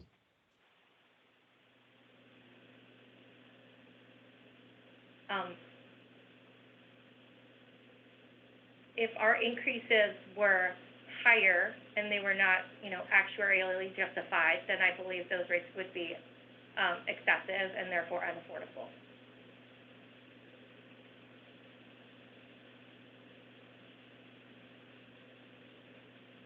I think in the opening statement, there's some reference to the federal subsidies and their impact on affordability. Do you agree, as a witness, that the federal subsidies play a role in evaluating affordability of the rates? Yes, for the individual market. And can you describe your analysis of how those, if you have one, or just your view if you haven't had formal analysis, but describe to me your view of the impact of those federal subsidies on affordability. Well, the federal subsidy program caps the amount of the percentage of income that can be used, to pay premium, and the remainder is subsidized by the government. And so I'm assuming that in setting those levels, there was a lot of work done and analysis done by the federal government to set the percentages at the ones they set.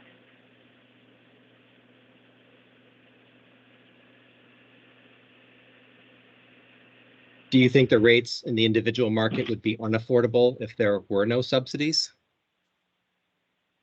For members with low income, they would have to pay a large portion of their income on premium, and that would be beyond the threshold that under the subsidies is considered affordable.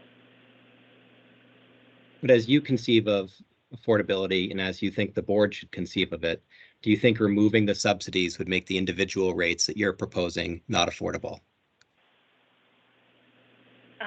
Without subsidies for members that currently receive subsidies, it would be very difficult to afford those rates.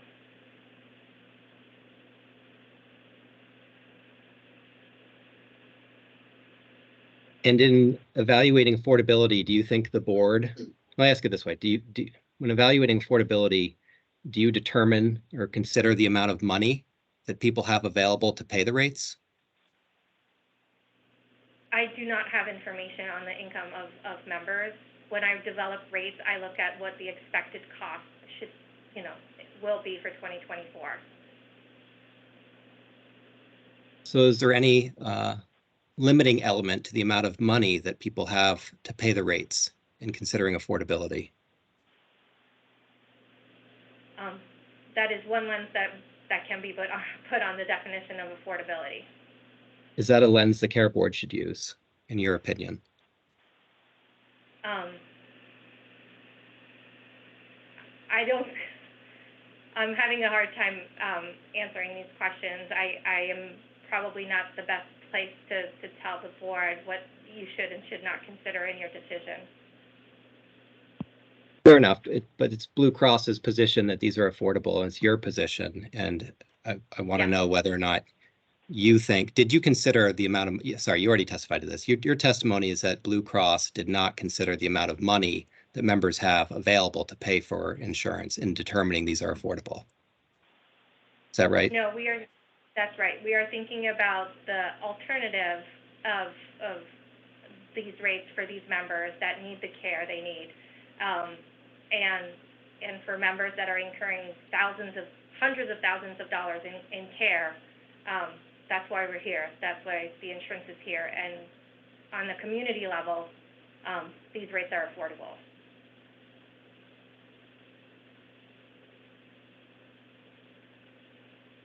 I think the healthcare advocate in their opening suggested that these rates would be a quarter of the median income for a Vermont family. Do you think we should consider that in evaluating the affordability element of this rate?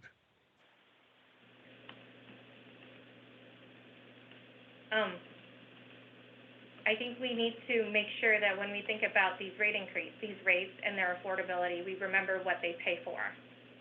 And if a quarter of these rates is what we can pay out, that should be part of the story.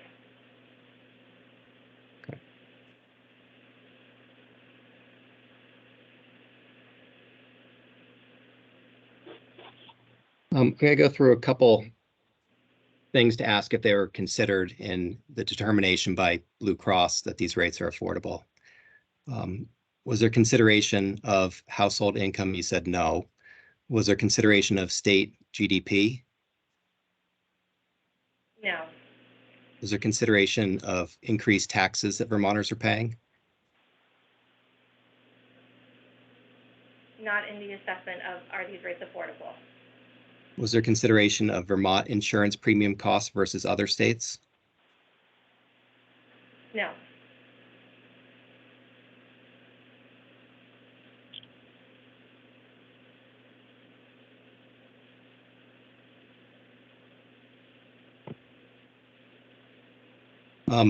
In terms of, one of the things as a care board member that I think about is over time what these rates do, right? Because is it your understanding that Vermont wages are not keeping up with the rate increases that are being requested for health insurance? That's my understanding of the dynamic, yes. And do you have a sense of how much Blue Cross's small and individual group insurance rates have gone up over the last 5 years? Not stored in my brain right now, but we can get that information. My understanding is it's somewhere in the magnitude of, with these rate requests, over 40%, approaching mid-60s percent increases cumulatively. Does that sound directionally correct based on your understanding? That is directionally correct, yes, and it follows the healthcare cost trends that we're seeing. And projecting out, if those rates continue at that level and wages continue at this current level, right? If these trends continue, would that impact your view of affordability? No, because I keep my view of affordability in what's my alternative. And as long as the healthcare prices keep growing higher than wages, then the insurance is still a better alternative than to go and risk having a high cost event happen to you and having to pay for it out of pocket.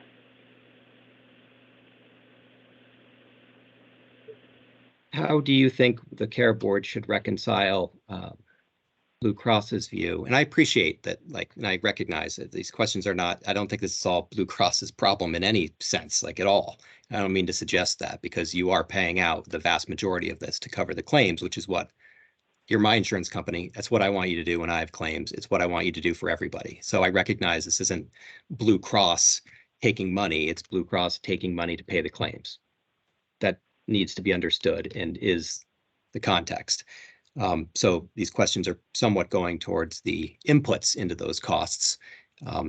It's not to suggest that you're doing anything wrong, but how do I square your testimony that these rates are affordable with the volumes of public comment saying that they're not?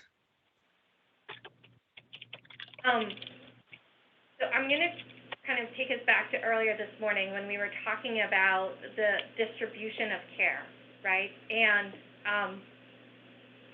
we have every year 1 to 3 members who have over $1 million of claims, right? And we looked at the bar chart that says the average per member per month claim on the individual market was $875, right? And I did that math recently, so it might still be, right in my brain. But for one member who has $1 million of claims, you need about 1,200 members who have no claims but pay their premium. And so we need to look at it on the community level, right? This is community rated. We have members who will go years without any claims because they have good health. And then 1 year, they will be the one who need to have the very, very high claims. And they're going to be the ones who need their community, all the other ratepayers, to pay into the system, have no claims, for them to have all their claims paid for. And so it is difficult to reconcile all the comments from the thousands of members who don't need the system, but we also need to remember the very, very few who need the system a lot. And we are there for them as a community. And that's how I reconcile those two. In your view, does the cost of insurance impact whether or not people purchase insurance? Yes. And in your view, does the cost of insurance impact the level of insurance that people purchase? It probably does. So thinking of the alternative, right, that you were suggesting in terms of purchasing insurance, wouldn't it be better in that context to purchase insurance that provides more coverage?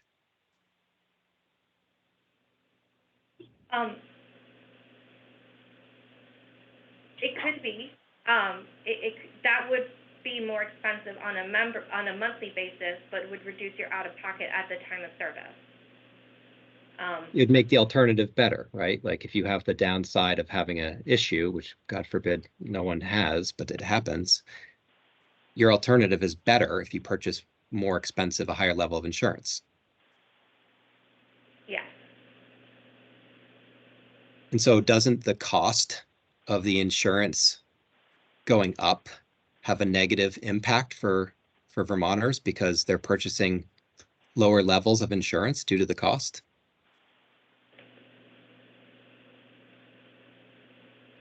if members decide to purchase lower level of benefits, then their exposure in the event of a claim is higher, yes.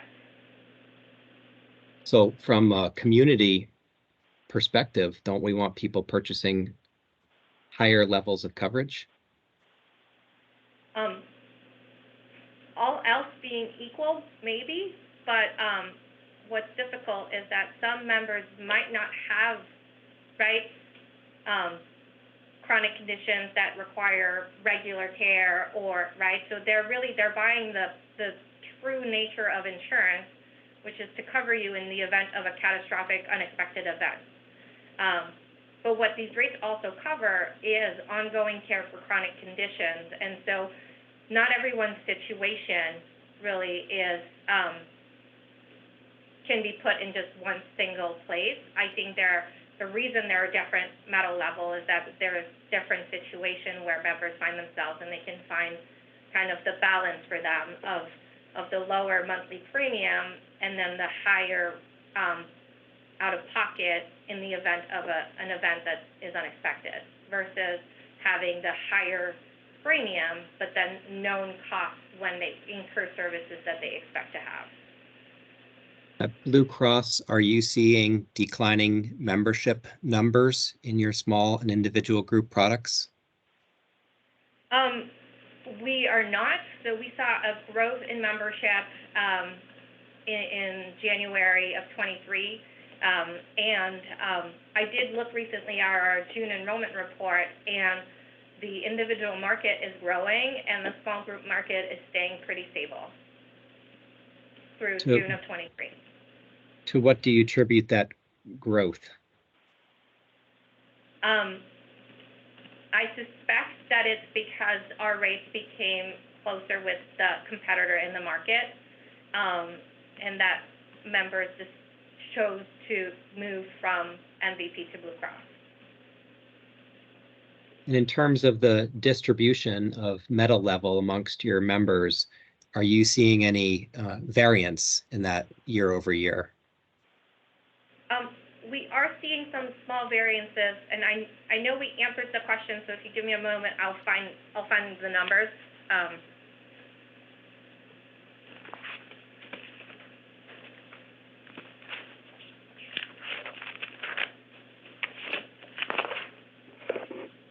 So on Exhibit 12, page 4, we provided a table that shows us the change from December of 2022 to February of 2023. And to create this table, we line up members, right, and look at what they did. And the majority of the members who were enrolled in December and were enrolled in February remain in the same metal level. And then we have about 3% of the membership that decided to buy a leaner product, so to buy down to a leaner product. So it's relatively flat. It is. It has been relatively flat over the years.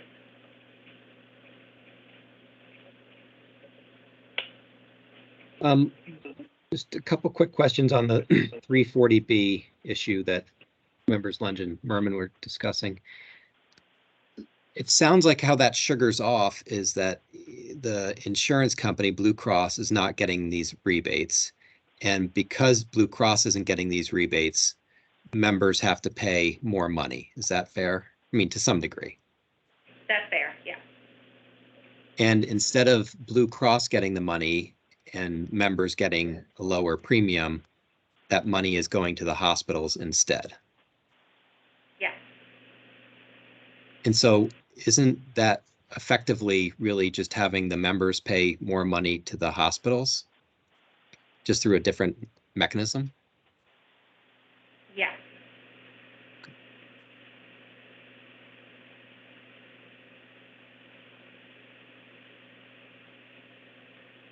I'm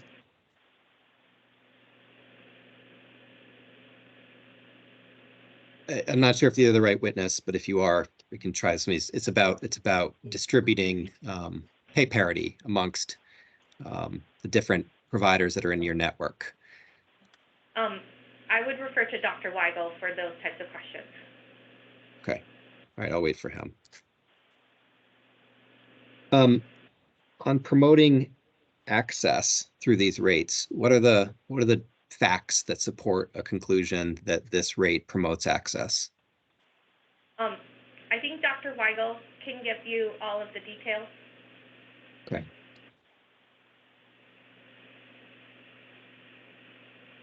All right, I think I have nothing more, and thank you for sitting through all of our questions. I really appreciate it. You're welcome. Thank you. Mike, I have one follow-up if I could just quickly ask it. Yeah, go ahead. Thank you. So included in your rate is a fee for the Vermont Department of Health's vaccine program. Is that correct? Yes. Have you had any communication with the Vermont Department of Health about whether or not COVID vaccines will be included in that program in 2024? My understanding is that COVID vaccines for members under age 65 are included in the program for 2024. Okay, and so in your detail that you provide us breaking out the COVID costs, could you highlight the what I'll call an offset that shows that those costs are not included there? So, excuse me. In our experience period, 2022 for the COVID vaccines, right? First, we don't have all of the data, right? So we only, if you received your vaccine through a state-sponsored testing area, vaccine area, so we don't have all that information, right, in the medical claims. And we included the components that we had, which is only the administrative costs, right, because the vaccines were still funded. So on the medical side, we have a few vaccines in there with the $40 cost. And then there are some vaccines coming through the pharmacy benefit. My understanding of how everything is going to look in 2024 is that there will be a ingredient cost to the vaccine, right? I believe it's around $100, $130. That Blue Cross will incur if the vaccines are not purchased through the Vermont vaccine program. If the vaccines are coming through the program, there will be no cost. And then if members go and have their vaccines at pharmacies, that cost will still be included, because my understanding is that not many pharmacies participate in the vaccine program.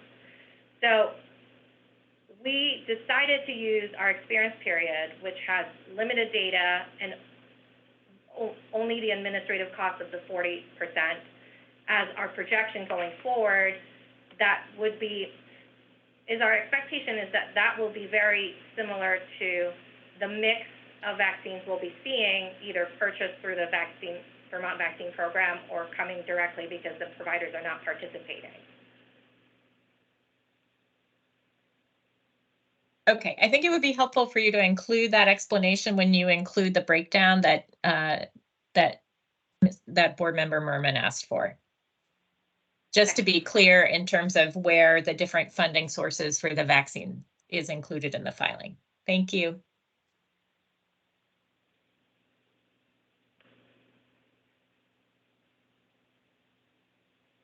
Okay, Mr. D'Onofrio, any redirect? A couple questions, if I may. Thank you. Ms. Lemieux, I just want to return to a bit of the fascinating colloquy that you had with Chair Foster on affordability. So the point of developing a rate is to, as best you can, predict the healthcare costs of the relevant population and the costs of providing that insurance to that population, right? That's right. And then you design a premium that's intended to collect as close to that amount of money as possible, right?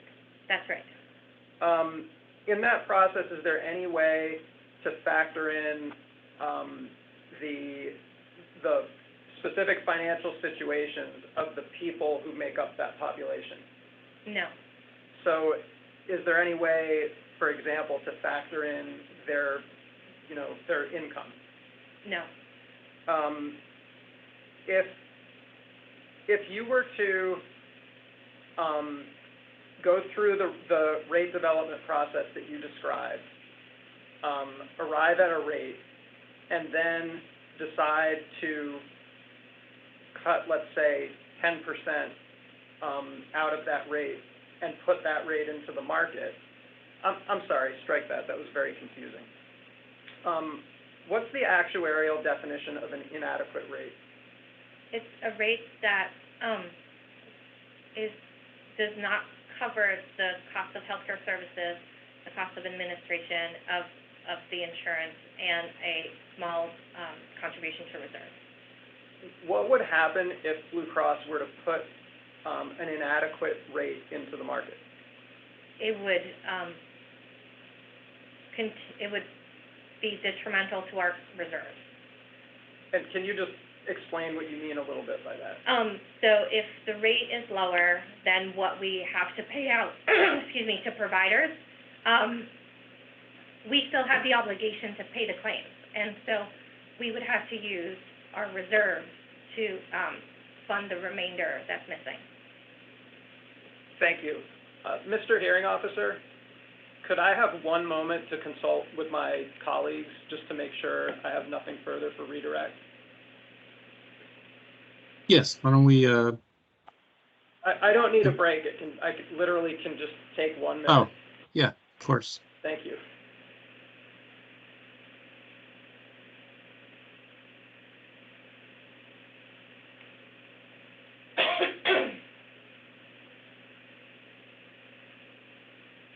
I have nothing further. Thank you.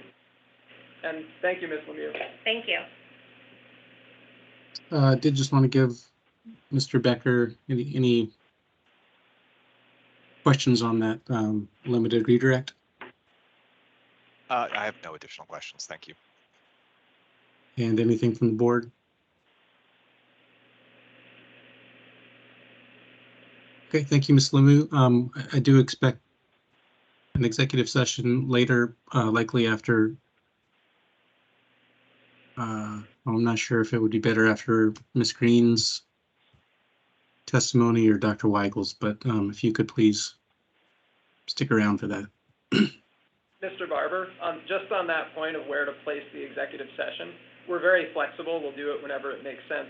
I imagine that both Ms. Green and Dr. Weigel may be asked questions that raise confidential topics because of the nature of their subject areas.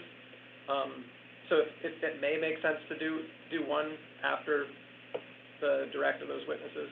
Just a thought. Okay, thank you. So Blue Cross can call their next witness. Hearing officer, would it be any trouble if we took a quick comfort break? Oh yeah, of course. Sorry. No worries. Why don't we come back in five minutes?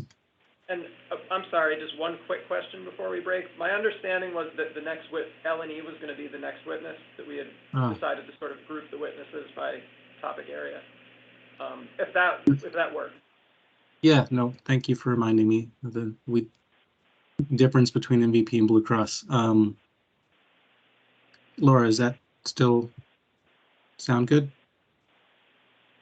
Yep, that was our expectation too. Okay, sorry for forgetting. Thank you very much. Why don't we come back in 3 minutes or so? Thank you. Thank you, after.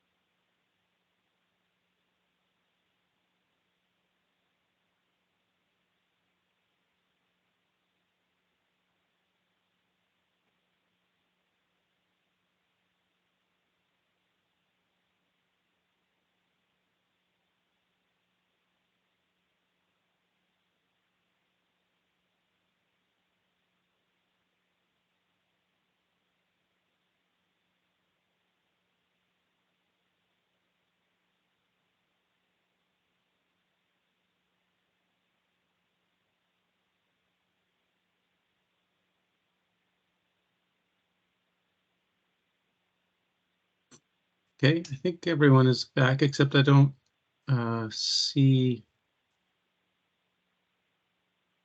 Just check.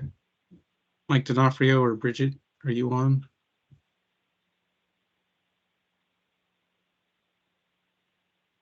Hi, Mike, this is Bridget. Mr. D'Onofrio is going to be responsible for this witness, and he will be back in just a moment. Okay, just let me know when. Oh, he'll come on camera. Never mind. Let's give him a minute.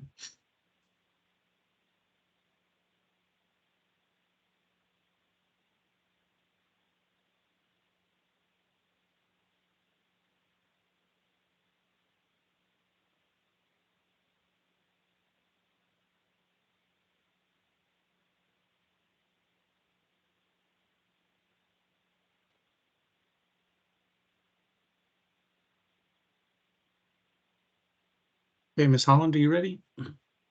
Ready on the record, hearing officer. Thank you. So the next witness is Kevin Ruggeberg. Kevin, if you could please raise your right hand, I'll swear you in. Do you solemnly swear that the evidence you shall give relative to the cause now under consideration shall be the whole truth and nothing but the truth, so help you God? I do. Okay, Ms. Beliveau? Morning, Kevin. Morning. Could you please state your name for the record? Kevin Ruggeberg, And where do you work? Lewis and Ellis. And what is your position there? I'm a vice president and senior consulting actuary. Great. Could you please turn to Exhibit 21 of the binder? Yes, Do you recognize Exhibit 21? I do. Can you briefly describe what it is and what's contained there?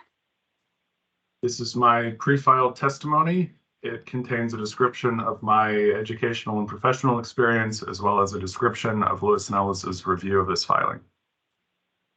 Is the information in this document accurate and correct to the best of your knowledge? It is. Is there any information in this document you'd like to change or clarify at this time? No, And do you wish to adopt this pre-filed testimony as part of your testimony today? I do. Can you please explain your role in L&E's review of Blue Cross Blue Shield of Vermont's individual and small group filings? Yes. I work closely with another actuary at Lewis and Ellis, Jason Doherty, to perform an initial review of the materials submitted by Blue Cross in order to determine what facets of their submission are either inadequately documented or which we have concerns might be unreasonable. We then submit questions to Blue Cross to seek clarification or further documentation on those items. And then we work in concert with Jacqueline Lee and Tracy Hughes, sorry, both actuaries with Lewis and Ellis, to ensure that our review of the market as a whole is consistent and similar across all of the carriers in the market. We then determine any recommendations that are appropriate on these filings and draft a report, one for individual, one for small group, which we then submit. Great, and those are the day 60 reports? Correct. Yes. The report for the 2024 individual rate filing is Exhibit 14, and the report for the 2024 small group rate filing is Exhibit 15. Can you please turn to those exhibits? Have them here, yes. Do you have any changes you wish to make to either report at this time? No. Can you explain your standard of review in both filings? Yes. We review the filings to ensure that the proposed rates are actuarially sound, not inadequate, not excessive, and not unfairly discriminatory. Do you review for affordability in either filing? No, we do not. Why is that? Because it is not an actuarial issue that would fall within our area of expertise. Using your methodology and standard of review, did you make any recommendations to modify this proposed filing? Yes, we did. Can you summarize those for me? Yes, we recommended that the, so I want to make sure I don't miss anything, so I'm going to pull up that section of our report. We recommended that the updated hospital budget information be considered because the board will have more information at the time of their decision than we had available at the time of the report. We recommended that the risk adjustment transfers assumed in the development of the rates use the final 22 numbers rather than what was estimated by Blue Cross at the time of submission. And we recommended that the benefits, where they had to be modified for IRS limitations on high deductible health plans, be reflected in the rates rather than the original benefits that were reflected in the initially proposed rates. Great. And can you the amount by which you recommended the rates in each filing be adjusted? Yes, we recommended that the rates be adjusted by 17% in the individual filing and 17.7% in the individual filing and 16.5% in the small group filing. Those are, of course, caveated by the unquantified recommendation about hospital budgets, which we couldn't quantify at the time.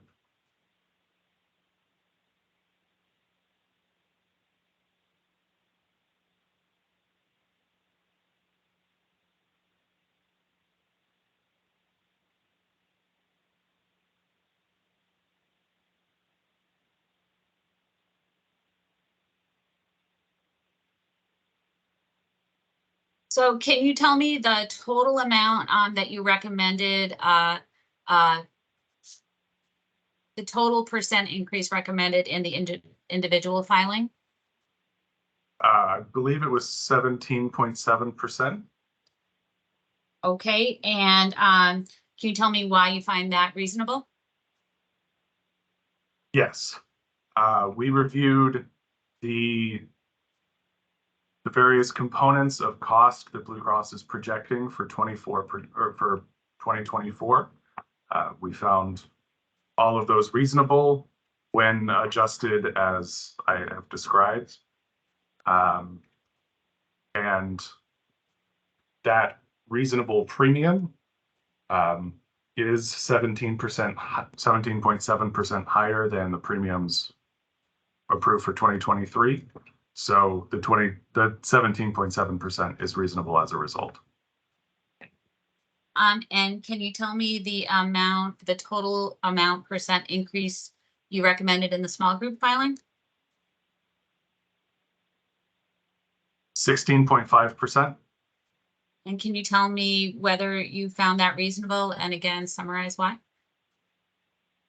Yes, we reviewed the costs projected by Blue Cross and found them to be a reasonable estimate of 2024 costs. The premiums calculated in order to be adequate to cover those costs are 16.5% higher than the 2023 approved premium. Therefore, I find the 16.5% reasonable. And have you reviewed the other pre-filed testimony in this proceeding? I have. And have you listened to the testimony today so far? I have. And you mentioned your hospital budget recommendation, and having reviewed the pre-filed testimony and listened to the testimony today so far, do you wish to amend or add to L&E's recommendation about updated hospital budget information? Yes. Based on the pre-filed testimony from Ms. Brisson-Lemieux, it appears reasonable to me that the modifications she calculated would reasonably reflect our recommendations. And so I think that is consistent with our recommendation. in terms of the updated risk adjustment transfers, having reviewed the pre-filed testimony and listened to the testimony today so far, do you wish to amend or add to Eleni's recommendations about risk adjustment transfers? I do not. And you mentioned your recommendation concerning updated benefit designs for the high deductible health plans. Do you wish to amend or add to Eleni's recommendation on the updated benefit designs, having reviewed the pre-filed testimony and listened to the testimony today so far? I do not. I want to ask you briefly about membership movements and resulting silver loads. Can you please discuss your position, having reviewed Ms. Lemieux's supplemental pre-filed testimony and live testimony here today on updated assumptions? Yes. Eleni found that what was initially submitted by Blue Cross was reasonable, as we stated in our report. I also believe that the modified proposal from Blue Cross, as presented in pre-filed testimony, is also reasonable. And if the board accepts Blue Cross's proposal on membership movement, can you tell me what the ultimate rate impact in the individual market would be? Yes, 18.0%. And would the small group rate increase be affected? Not by the membership movement, no. Thank you.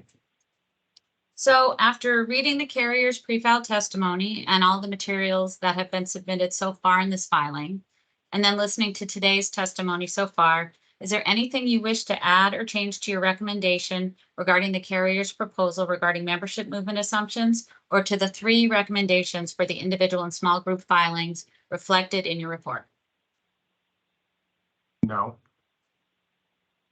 And if your recommendations as of today are implemented, do you believe that rates would be excessive? No. Do you believe they would be inadequate? No. And do you believe they would be unfairly discriminatory? No, I do not. Thank you. I have no further questions at this time.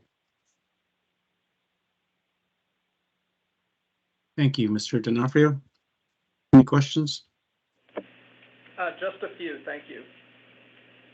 Good morning, Mr. Rugerberg. Nice to meet you. I've seen your name many times. I think this is our first face-to-face. Good morning. I apologize. I can understand you, but just barely. So I apologize. I might have to.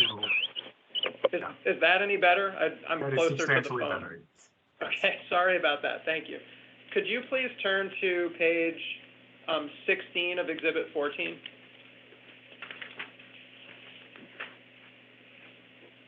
I'm there. And do you see towards the bottom of the page, that's the beginning of Lewis and Ellis's assessment of Blue Cross's proposed administrative costs? I do. What did you conclude with respect to the proposed administrative costs? I concluded that they are reasonable. And did you conclude that they should be changed in any way? I did not. And as part of your analysis, you did some comparisons between Blue Cross and other insurers, right? Correct. What was what did you conclude based on that comparison? Blue Cross Blue Shield of Vermont's administrative costs, both on a PMPM basis and as a percentage of premium, are lower than the average for individual and small group carriers nationally. And you also concluded that based on that information, that it appears that Blue Cross Blue Shield of Vermont manages and limits administrative costs better than the typical health plan nationally, right? I did.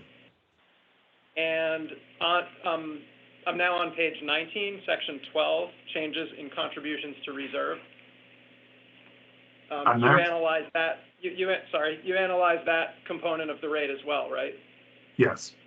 And also concluded it was reasonable. Correct. And that no changes should be made to that component of the rate, right? I did not recommend changes, correct. Thank you. Could I now move over to Exhibit 20, which is Ms. Lemieux's supplemental pre-file. Yes. And if you would turn to page 3. Okay. They're at line like 11 and a half, because I realize the text doesn't perfectly line up with the line numbers. There's a question there. Do you plan to make any other changes to the proposed rates? You see that? I do. And then the testimony there is about adjusting the rates in light of some actual negotiated contracts with some hospitals, right? Yes. Did you consider whether that change was reasonable or not? Yes, I do find that reasonable. Thank you very much. I have nothing further. Mr. Becker, any questions? Yes, hearing officer, I have a few questions. Mr. Ruggenberg, nice to meet you. You as well. Thank you.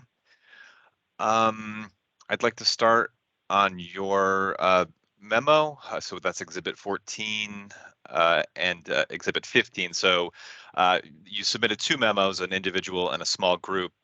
Where there's a difference between the two, I'll try to point that out. So this is an occasion where what I'm pointing out or what I want to ask about is the same. So Exhibit 14, page 7 is where I'd like to direct you. Sure. Okay. And there's a box on that page about the GMCB hospital budget review, and you note under bullet 2 that there's a trend of 6.2% for other medical facilities and for providers that are not subject to the hospital budget review. And then right next to that box, the third bullet point down, you say that you note that Blue Cross relied on a confidential Blue Cross Blue Shield Association trend survey to derive some of that 6.2%